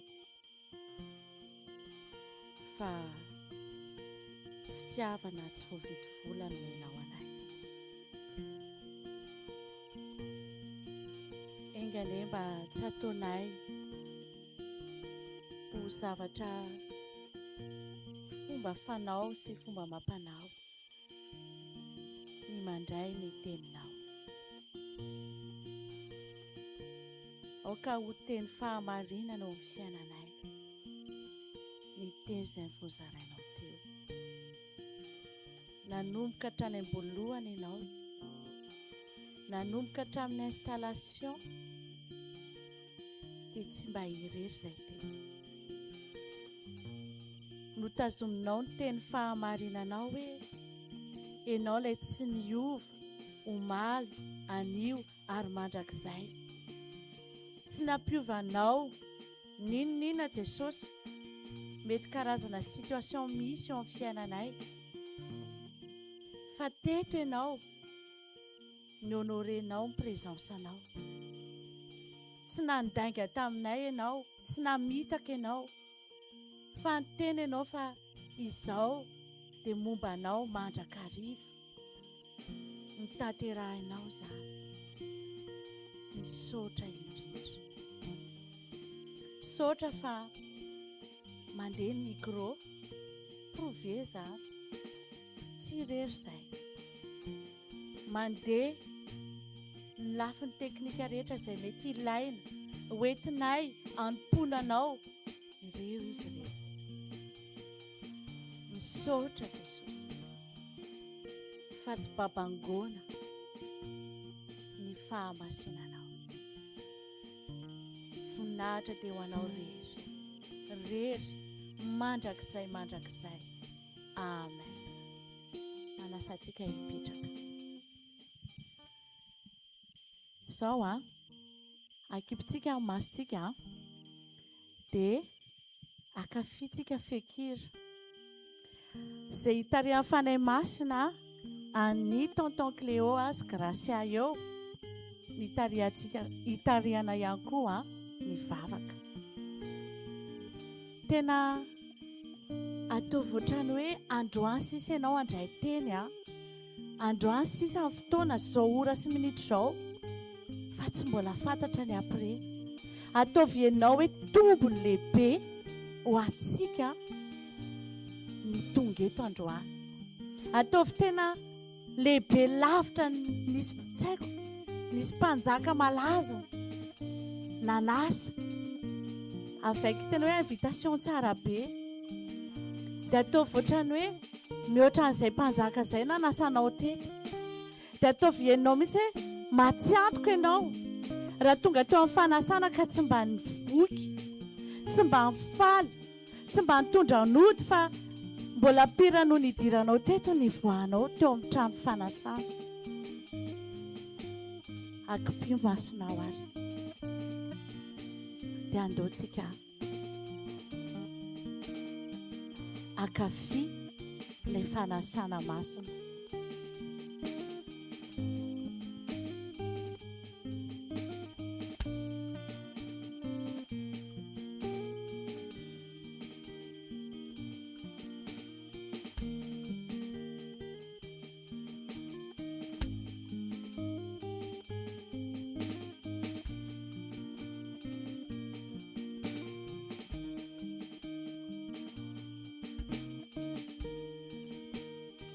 Indray andro izay nisy tantara tao amin'io baiboly io, baiboly izay vakitsika isan'andro. Rehefa niditra tao an-tsambo-kely ilay mpanjaka mpanjaka dia naka toerana izy. Rehefa naka toerana izy dia namonjy ny sisiny indrindra ka nanamboatra lafika dia naka toromaso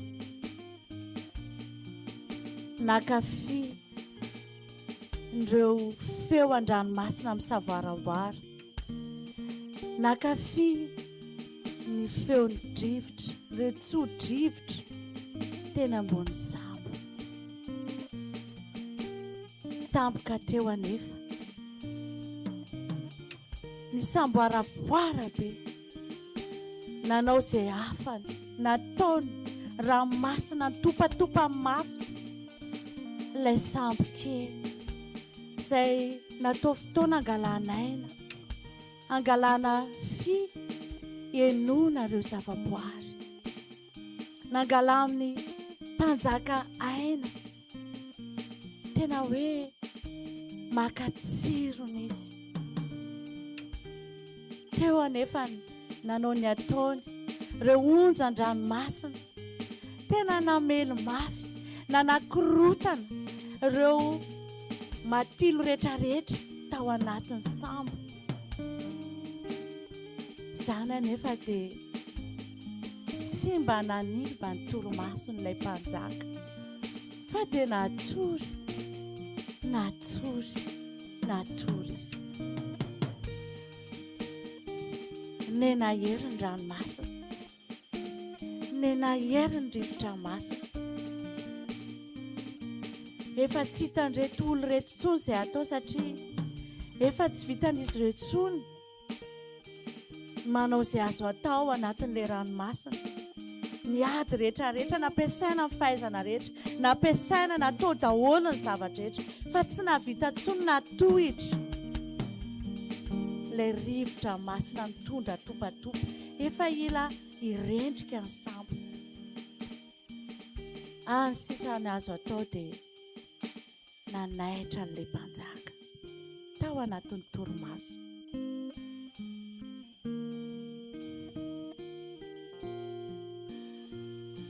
Mpampianatra sitraka ve ny afaty atsika, ohatrany tsy naheo izany ilay mpanjaka, mbola reniko ny torimaso ihany. Nefa raha dia tena kotronina ry Jesosy zanaka Davidy,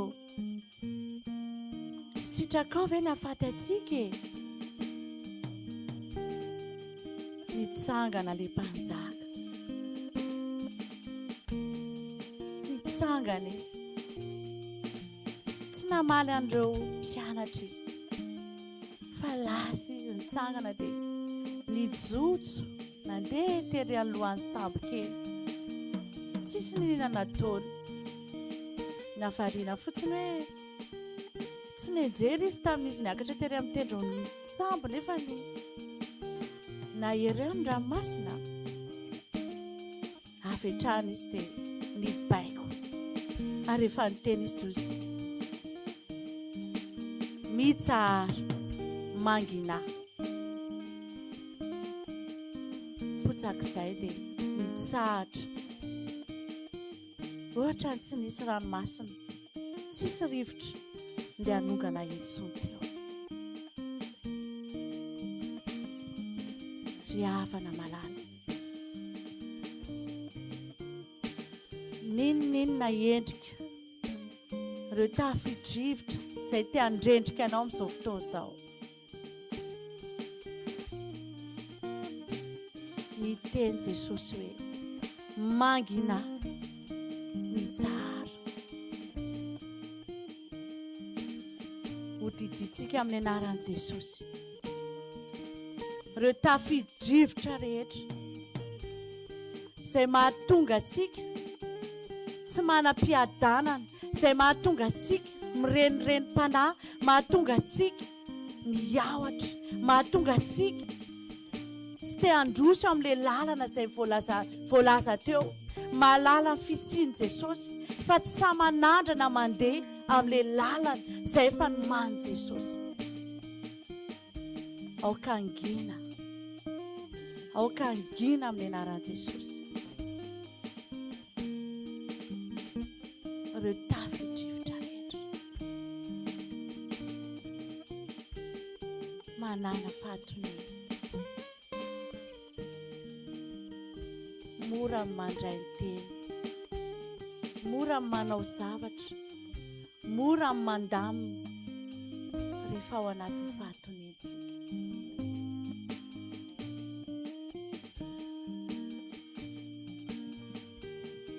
Mivavaka isika tompoko.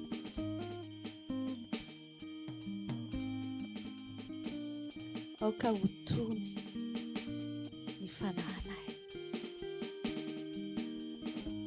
amin'ny anaran'i Jesosy. Aoka ho tony ny fanahinay. Aoka ho tony ny fanahinay. Aoka hiala-tsaka toerana eto ny tahotra, aoka hiala amin'ny anaran'i Jesosy. Tsy anakery, aoka ho tony ny fanahinay. Aoka ny fiadanan'i Jesosy hirotsaka eto.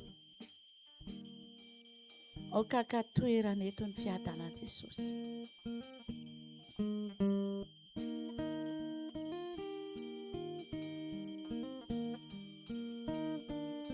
Aoka izy famanginy fanahy masina, famanginy fanahy ny fiadanana ao anatinay. Hain'i Jesosy mandamina ny zavatra rehetra, tsy handrendrika anao io. Amin'ny anaran'i Jesosy. Amen.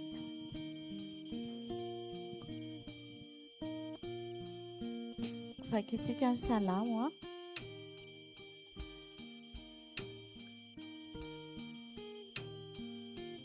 Salamo 7:20 andiny 7.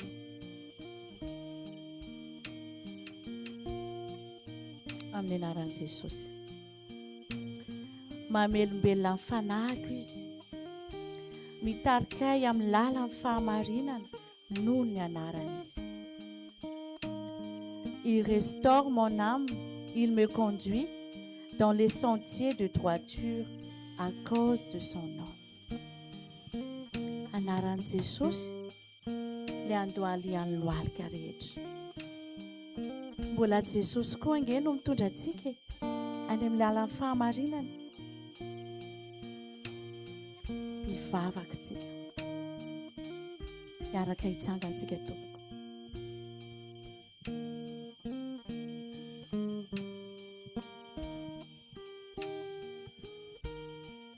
Andriamanitra ranay eo, mijoro eto izahay.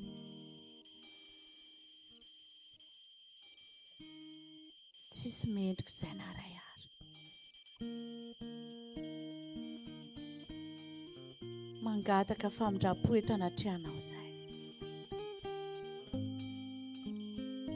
Noho ny nataonay, noho ny zavatra rehetra mitranga ao amin'ny fiainanay, nanjary tsy ilay nankafy intsony izahay ny fiarahana taminao. Diso miaino loatra izahay ireo tabataba any ivelany. Diso miaino loatra ireo teny tsy avy aminao. Lasa manjaka loatra ao anatinay ny fahankalana, manjaka ao anatinay ny avinavim-po, manjaka ato anatinay ny fitiavan-tena, manjaka ao anatinay ny laingy, manjaka ao anatinay ireo karazana faharatsiana. Izany Jesosy, menatra anao izahay, tena menatra, matahotra izay mihaona aminao, nefa noho ny teninao dia manatona izahay. Ianao no afaka melombelona amin'ny fanahinay. Ninona Jesosy mety fanahy ao anatinay ao, ianao ilay niteny fa tsy ho avy ianao hikondane non fa ho avy ianao hanangana. Ny olona ny ivelany no mety miteny ratsy anay, mety ny feo any ivelany manambany anay, fa amin'ny fahatsorana, amin'ny fanetretena mamidrafo aminay, mamidrafo aminay. Velomy fanahinay, hitanao fanareradraraka, hitanao fanakamo. Misy fotoana raha samy safidy dia tsy te hiala, tsy te hiala amin'ny zavatra tia. Raha samy eo amin'ny baiboly sy ny Facebook, aleonay lavitra amin'ny Facebook, mijery ny réel, mijery ny film, izay zavatra rehetra mety ahitana zavatra ao.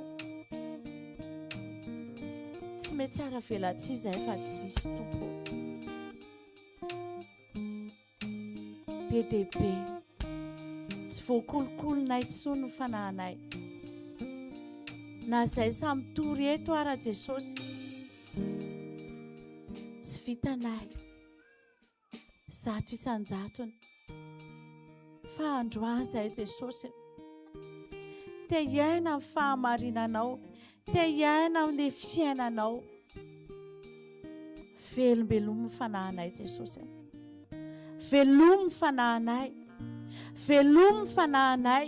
Oka ny fanahy masiny Jesosy Kristy hirotsaka ao anatinay, hamelona ny fanahinay, hamerina indray le fanahy tia vavaka, le fanahy tena tia vavaka, le fanahy tia mamaky teny, le fanahy tia fahamarinana, le fanahy matahotra an'Andriamanitra. Oka hiverina ao anatinay amin'ny anaran'i Jesosy.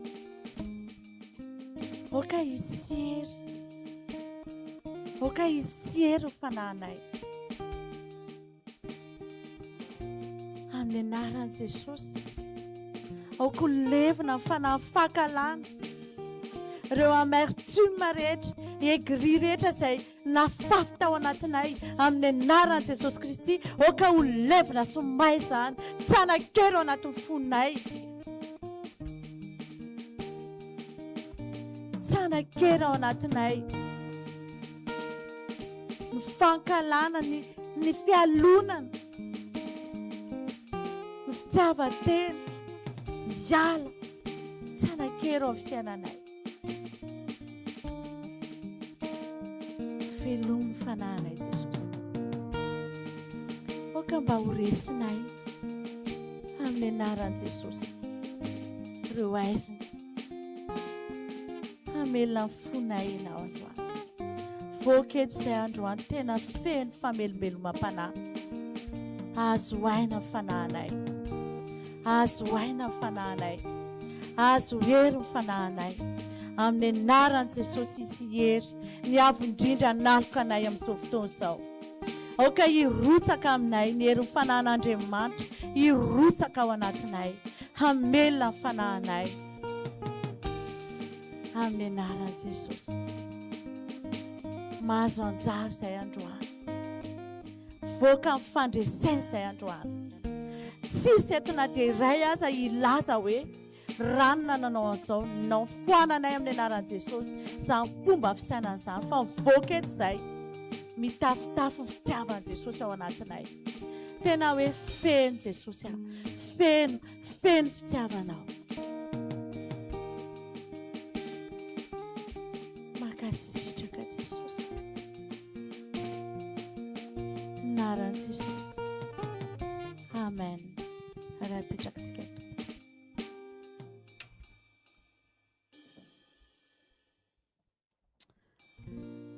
Amaranantsika anazy dia Ephésiens 3, verset 20-21. Anaran'i Jesosy.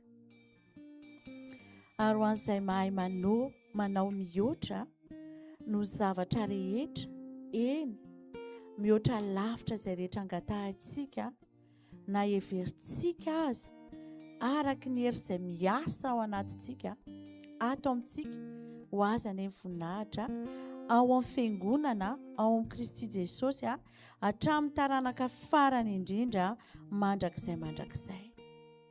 Maintenant à celui qui peut faire infiniment plus que tout ce que nous demandons ou pensons selon la puissance qui agit en nous. À lui soit gloire dans l'Église par Christ Jésus à travers tous les âges pour toujours. Amen. Anamafisana ny teny io fijoroana vavolombelona ny teneko atsika. Raha zavatra jerevana dia ohatrany hoe limité foana tsika, ohatrany hoe tsy afaka hanao zavatra mihitsy tsika. Fa tamin'ny zandrikina nandalo teto dia izay mivady ny resaka amin'ny oviantsika ny tondra nasoa ho any amin'ny restaurant buffet à volonté. Nananetaeta be izay mivady ndao ary tsika andeha hitondra azy. À la dernière minute nefa dia tsy nisy fahafahana, tena tsy nisy moyen intsony izay sy pasteur Iandra dia fampijery moa izay roa dia nitsiky dia dia avy eo izany dia hozy izay hoe lehibe Jesosy fa tsy izay izany lalana tondran Jesosy atsika androany. Dia petraka izay roa dia lasa ohatrany hoe samiverina fiainana-davanandro izay moa izany tsy mba malahelo an'izany intsony. Tamin'ny mbola kely izay ilay malahelo rehefa tsy misy, fa izao izay efa na misy na tsy misy dia falifaly foana. Nisy niantso ary tsy izay mivady vongama même pas 5 minutes après niantso anahy izy fa tsy nazo anahy dia pasteur Iandra ny azo dia Iandra mba tianao soa anareo vady aho izy fa sao dia mba afaka manasa anareo zahako amin'ny jeudi. Nareo mianakavy kely mihitsiny dia hoentiko zandriny nava dia kakabe izay mivady dia le vadiko tsy mba nisy fahalalam-pomba koa hoe sao dia manahirana izany anao fa tonga dia sy hoe eny ary amin'ilay izy tsotra be. Taitra be izay roa dia niantso anazy malalo chérie invité tsika amin'ny lakamisy dia avy eo mbola izay na se le olona safidy aiza ny tianareo andehanana ozy dia teo izay izany ohatra tsy hitanay izay tenenina dia nandeha. Tiana mafy atsika hoe mbola tsy liainga akory dia efa nisy Andriamanitra efa nampiasa olona hitondra le etaeta. Dia teneniko anareo hoe tapre an'izay herinandro apre an'izay nisy olona hafa indray ny rahan'Andriamanitra fa le Madagasikara ny invité anay koa tsy voalimité. Fahasoavan'Andriamanitra fa manao mihoatra izy. Satona kely izany aranofo izany teneniko atsika izany fa ao koa misy zavatra amin'ny fiainam-panahy.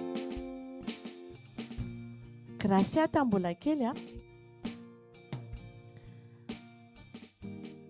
nana problème na ohatrany hoe réservé izy. Nisy fotoana izay mivady nampanatsony mpampianatra nampanatsony directeur hoe directrice hoe jaly angaty zanakareo ty ozy fa mikaikina foana izy ozy sa manatona olona dia sady tsy miresaka amin'ny olona.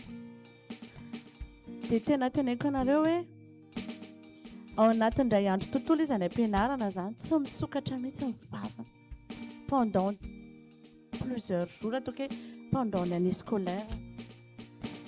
Dia nampidiana razety misy an'ireny le aty moa izany efa manana an'ireny ino ny anaran'ireny le mpanohany misy fomba anohanana izany soutien scolaire voilà mba hatonga an'ilay zaza izany ohatrany hoe hiteny satria izany grasa sady tsy miteny mihitsiny no otrany hoe mipetrapetraka na ao an-trano ary izy dia avinina ihany sy papiny tena nresaka tamin'izany fa izay mivady raha misy fotoana manontany any aviana ina ny tiany grasy tenena satria tsy hainay mihitsy dia nefa izao a tamin'ny fotoana tsy nampozinay vady tonga dia niova tonga dia ohatrany hoe izy le tsy niteny tsy naninina tonga dia côté extrême mihitsiny sady lasa mihira lasa io batery io ny tena lasa ohatrany hoe naneho ny fitratrevatrevana tonga dia niova mpampianatra sy ny ana miadi-tsaina Jesosy nefa efa nanao mihoatra la preuve tena io le zaza io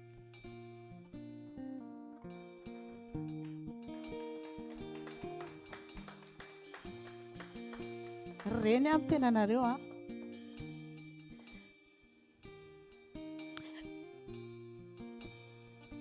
misy zavatra tsy vitantsika mihitsy Dieu seul manao zavatra mihoatra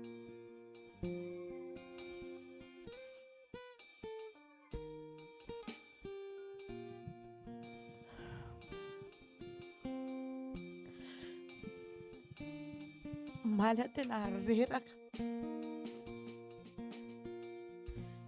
teny tamin'ny pasteur andra hoe ohatrany tsy vitako tsoa zany hivoaka zany nefa ohatrany hoe tsy mandry ny saiko satria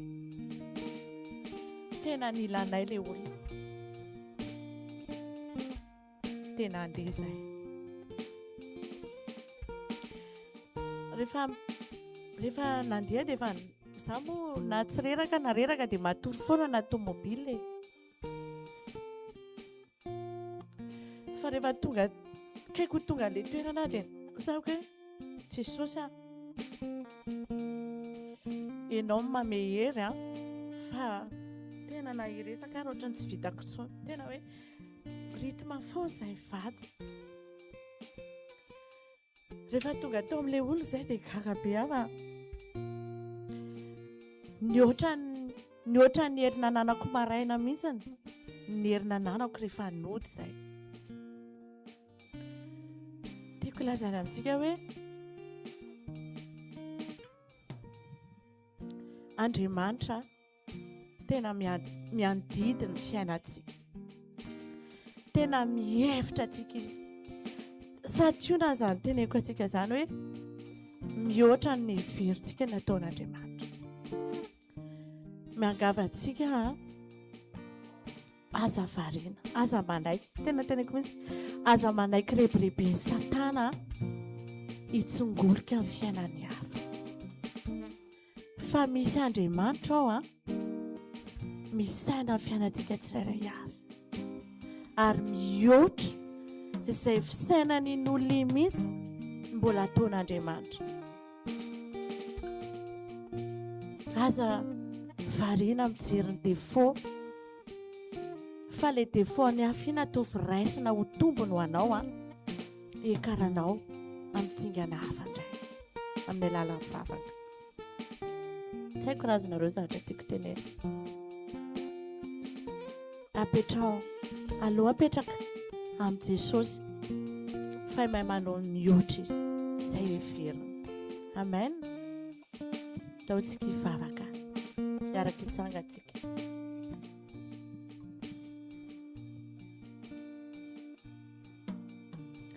Jesosy satsionana nataonao tao amin'ny fiainanay zany fefa nisy nihoatra betsaka okitamberina ao anatin'ny sainay amin'izao fotoana izao resosy tsara indrindra nataonao anay Jesosy misy tao izay Jesosy aingana indrindra ny ao anatinay mitanisa ny ratsy ny amertume rehetra rehefoana ny favorizenay ao anatinay fahadininay rehefa ndresaka tamin'ilay olo izay omaly dia niteny le daty mariage nay sy andro dia nahatsiaro Jesosy hoe tafy karakarana amin'ny mariagenay motiveny Jesosy daholo ny olona rehetra tanteraka an'ilay fanambadiana ay na ny tany Ambatomena na taiza na traiza tsy nisy manko tamin'izany fotoana izany. Androany izay Jesosy ataovy tsaronay fa efa nisy zavatra lehibe nataonao anay. Eny Jesosy mifahatongavanay rehetra teto amin'ity fireneny ity, nampandoharika anay nazahoana viza. Adininay izany 20 taona taty aoriana, adininay izany 10 taona taty aoriana. Tsy maintsy nisy taona izay nivavaka ho nahafahanay ho tonga eto amin'ity toerana ity. Fa adininay izany. Jesosy, tsy miovy ianao. Tsy miovy ianao. Mety misy mitondra vesatra tena vesatra. Fahajambainy Satana amin'ny masonay. Tsy nahatsiaro, mety tsy narehan'ilay rivo-pandresena tamin'izany fotoana izany. Fa variana miondrika mijery ireo tsy mety. Variana miondrika mijery ireo tsy ananana. Variana miondrika mijery ireo échec rehetra. Fadininay. Fa efa nisy lalandray isita nataon'i Jesosy teo amin'ny fiainanay. Jesosy eo, tsy miovy ianao. Hapetraka aminao ny fanantenanay, hapetraka aminao finoana, ny toky Jesosy. Fa ny fitiavanao dia tsy miovy, ny fitiavanao dia marina mandrakizay, ny fitiavanao maritra mandrakizay. Amin'izao fotoana izao izay Jesosy, ataovy aminay ilay fitiavanao. Izany manko eo amin'ny fiainanay Jesosy. Tsy ampy fitiavanao izay satria tsy mikatsaka. Avaozy indray Jesosy aho. Avaozy indray amin'ny Jesosy aho. Amin'ny anaran'i Jesosy. Oka hirotsaka eto ny fahasoavanao. Accordeva aminay Jesosy. Oka hirotsaka aminay ny fitiavana. Hirotsaka aminay ny fahasoavana. Ataovy miboboka ao anatinay ny fitiavana. Ataovy miboboka ao anatinay ny fitiavana. Fenoy Jesosy aho. Fenoy Jesosy aho. Oka katoerana fitiavanao. Oka katoerana fitiavanao. Oka katoerana amin'ny anaran'i Jesosy. Mankasitraka Jesosy. Raiso ny fahasoavana. Raiso ny fahasoavana. Raiso ny fahasoavana. Raiso ny fitiavana. Sakafo ny fonao. Sakafo ny fonao. Eto izy. Hazavariana. Hazavariana amin'ny olana io. Lalana. Ifampitatana amin'ny Jesosy no ilaina. Raiso ny fahasoavana.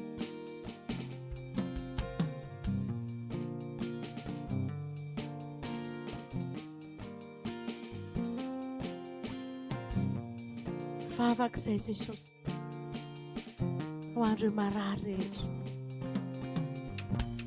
Na retim-panahy, na retina-ranofo. Amin'ny anaran'i Jesosy. Oka ho sitrana. Oka ho sitrana amin'ny anaran'i Jesosy. Ny fo maratra rehetra. Oka ho sitrana amin'ny anaran'i Jesosy. Oka ho sitrana. Ireo olona rehetra nandairana. Fanelikiliana. Ireo olona nandairana. Setrasetra, herisetra rehetra. Amin'ny anaran'i Jesosy. Oka ho sitrana. Ho sitrana. Misaotra Jesosy.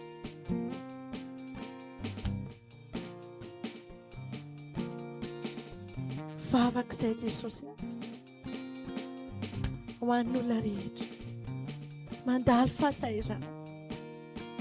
Andriamanitra mahay manao mihoatra izay heverinay ianao, mihoatra izay heverinay, tsy mihoatra ny nataonay fa ny fiheveranay. Aokenao tanteraka eo amin'ny fiainanay ny fihevitrao, ny fihevitrao ho an'olona izay manana hetaheta handefa aka fialan-tsasatra amin'ny anaran'i Jesosy.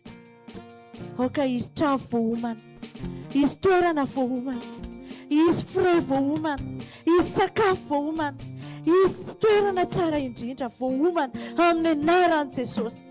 Andriamanitra tsy zanaka, Andriamanitra tsy mampitehitena le teny pasteur André mampirevy ianao zany Jesosy. Ho tanteraka amin'ny anaran'i Jesosy ao anatin'ny tsirairay avy izay zavatra mampahory anay rehetra. Ho tanteraka amin'ny anaran'i Jesosy. Ireo manana olana amin'ny zanaka amin'ny anaranao Jesosy, izy filamina zany, izy fandeferana zany amin'ny anaran'i Jesosy. Hiala ao anatin'ny fonay ny fanahy rébellion, hiala amin'ny anaran'i Jesosy. Aroka hirestore ao anatinay fanahy d'obéissance. Lalanao ny tianay ale, fahamarinanao ny tianay iainana, ary ny fiainanao ny tianay hitoetra ao anatinay. Amin'ny anaran'i Jesosy ho tanteraka aminay ny teninao anio. Oka izy fahavanonana ao anatin'ny fiainanay tsirairay avy. Olom-banona hatramin'ny taranakay. Makasitraka Jesosy. Makasitraka Jesosy. Oka izy olona iranao hitondranay lalan'ny réussite Jesosy. Makasitraka Jesosy. Misy iran'ny pasteur Tanjona zay hoe ninona tsy misy, misy ozy amin'ny anaran'i Jesosy. Ninona tsy misy, aoka isy amin'ny anaran'i Jesosy. Ninona tsy misy amin'ny anaran'i Jesosy, aoka isy amin'ny fiainanay. Makasitraka Jesosy. Sotra Jesosy. Sotra Jesosy. Amin'ny anaran'i Jesosy Kristy. Amen. Azo mipetraka tompoko. Ho selentsika amin'ny communion ny vavaka manasa ny pasteur André androso tompoko sy ny louange.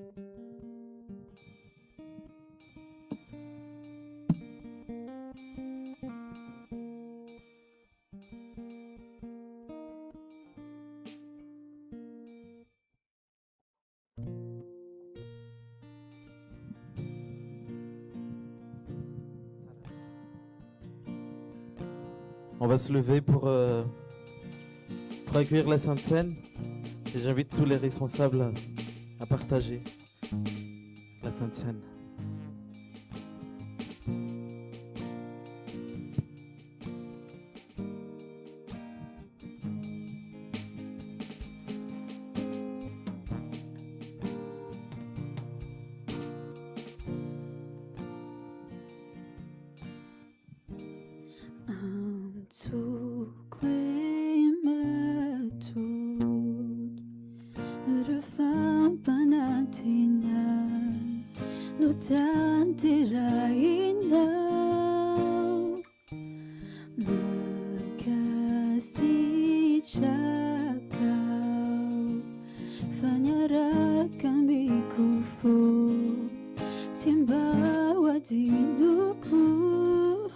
Reva mi sai na nyata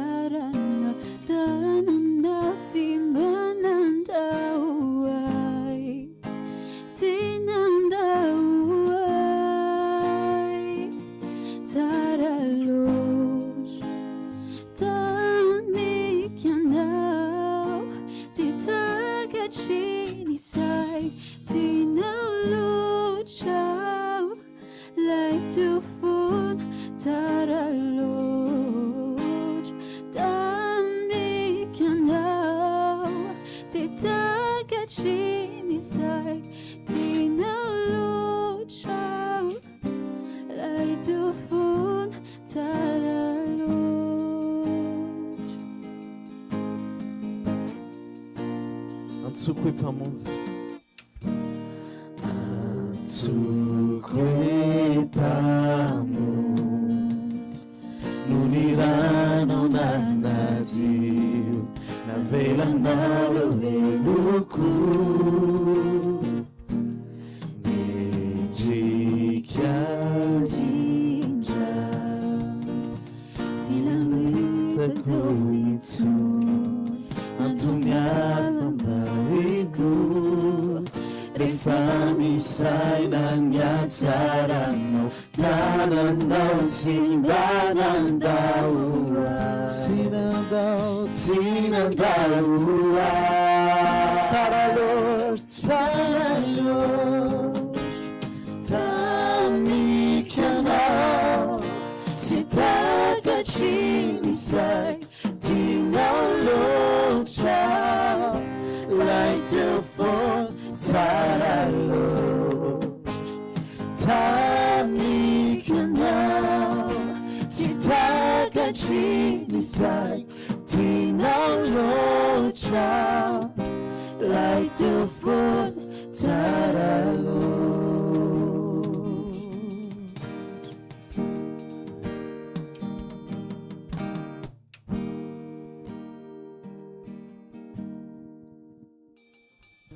Tsara loatra Jesosy. Alleluia. Tonga amin'ny fotoana fandraisansika tompoka, izay fotoana tena lehibe indrindra. Misy ten'Andriamanitra manao io fa ny nofoko izany no tena fihinana ary ny rako no tena fisotro. Izay mihinana ny nofoko sy misotro ny rako no mitoetra ao amiko ary izaho kosa ao aminy. Jesosy zany teny an'io izay tena tonga fanafitoana be dia be tamin'izany andro izany hoe fa izy ty olona ty no tena mahavita miteny an'izany. Fa ny tena marina Andriamanitra te hitenin'ny famarinana, izany ny famarinana izay ambarina amintsika sy ianao indray androany. Sisy démonstration afaka atao zany fa ahoana moa no mahatonga izany. Fa ny zavatra fantatra dia izao, tian'Andriamanitra loatra ny atakara asika an'izany, firaisana aminazy izany. Dia tena ataony hoe izao izy natsarovanareo rehefa mihinana ny nofoko sy misotro ny rako. Sika isan'andro tsy maintsy mihinana zavatra sy misotro rano. Izay vao mitondra fiainana ho asika isan'andro. Dia tian'Andriamanitra ho taka asika izany hoe ohatr'izany koa izany miaraka amin'ny Jesosy. Tsy maintsy mihinana ianao tenin'Andriamanitra. Tsy maintsy miaraka amin'ny fanahy masina ianao mamelombelona anao. Ilay zavatra nitoriana asika teo ireny hiaina isan'andro ny tian'Andriamanitra tongavana. Eo marika ny fihinana asika nito fa tian'Andriamanitra zasy ianao ho tonga saina hoe sy velona zany ny ara-panahisika raha ho sy mandeha amin'izany lalana zany koa isika. Hoe tena isan'andro io. Fa rehefa sy misakafo maraina izany nanainao mitsirepirepy ny atoandro. Rehefa sy misakafo misy ianao fa amin'ny hariva fotsiny. Rehefa sy misakafo misy moa dia nanay tena malemy lohalika misy.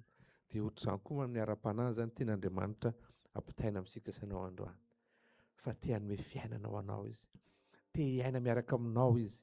Dia fenoy zava-panahy ny fiainantsika tsirairay avy.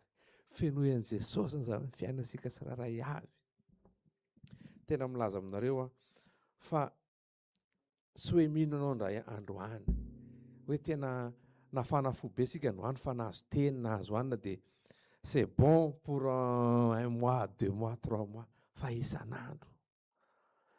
Eto zany dia sisy be lazao ny fiainantsika eto fa iainantsika isan'andro zany.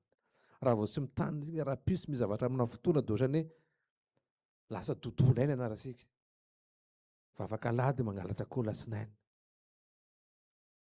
Dia misy zavatra mirate fiainana zany sika fa iainana nefa zany hoe tampotampoka ina dia ohatrany feno famasina zany sona fa ohatrany olona izao tontolo izao mandehandeha ho azy eny. Dia misy fotoana miaka-midina ny fiainantsika amin'ny ara-panahy. Dia mila mitandrina isika fa manafatra an'izany indray Jesosy androany ny amin'izao fiarahana aminazy izao. Fa tian'Andriamanitra indrindra izany tompoko. Tenin'Andriamanitra rehefa nanao an'izao Sainte-Seine zao izy a, dia niraisiny ty mofo ty. Ity ozy izy a, ny mofo. Ary rehefa nisaotra izy a dia novakiny. Ka hoy izy hoe, ano ary izao no ataovy ho fahasarovana ahy. Raiso ary misaora.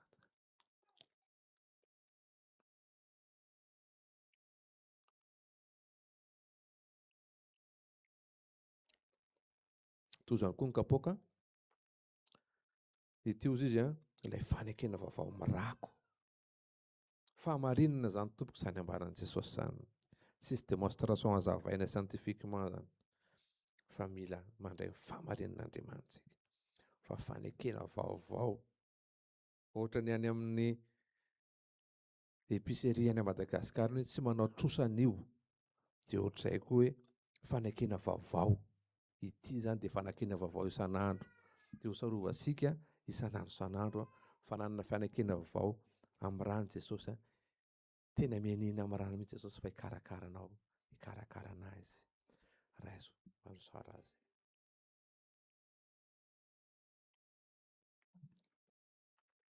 Jesosy tsy saina matakatra ny zavatra tianao hatongavana Jesosy, fa ny fanahy masina hiasa ao anatinay tsirairay avy, ampafantatra anay. Fa tsy fahazarana zao akta ataonay izao, fa afatra avy aminao izao, satria te hanasoa anay ianao, te hiaina miaraka aminay ianao, te hanome fiainana anay ianao Jesosy. Fa afatrao zany, fa izay misotro ny rà, izay mihinana ny nofoko sy misotro ny ràko ny hanina fiainana avy amiko. Dia ho tanteraka aminay anie zany Jesosy, satria ianao no nilaza izany.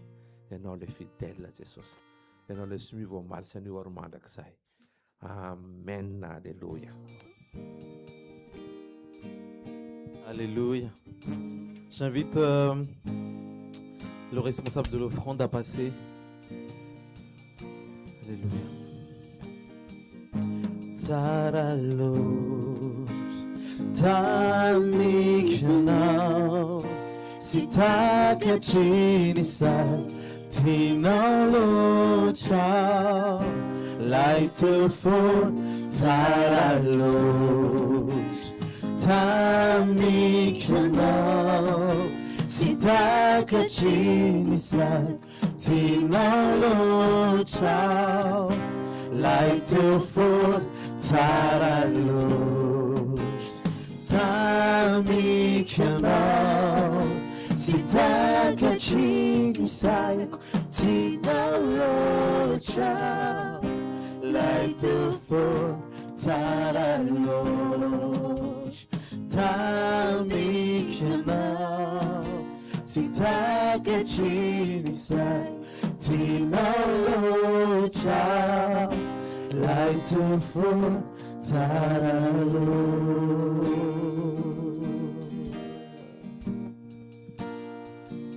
Tsaralos,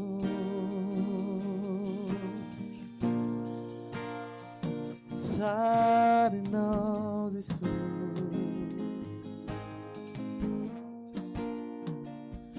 tsaranos Jesus,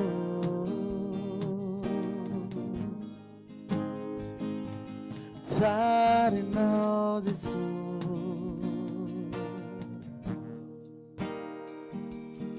Tsaranos Jesus,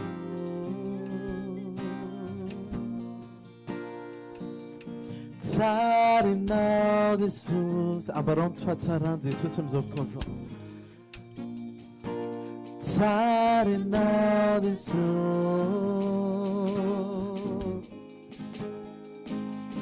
tsaranos Jesus. Lazao fa tsara izy, lazao fa tsara izy ary mandrakizay ny famindrapo.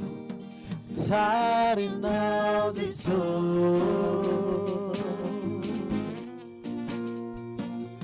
tsaranos Jesus,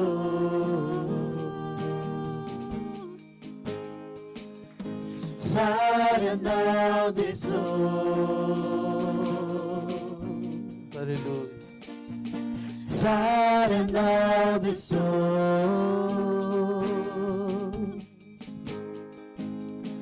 tsara ianao Jesô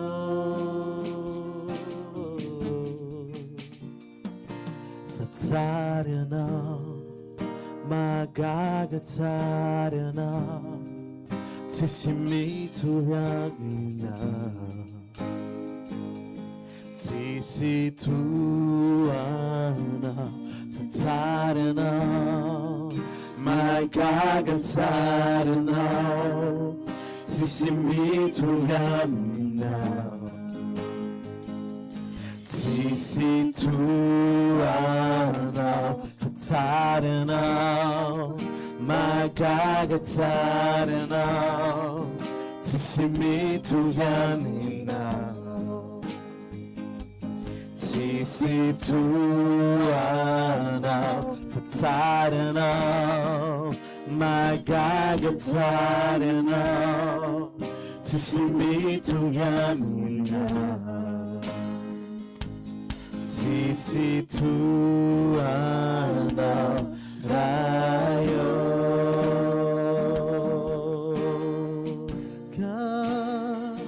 car tu es grand Seigneur, tu fais des merveilles, nul n'est comparable à toi.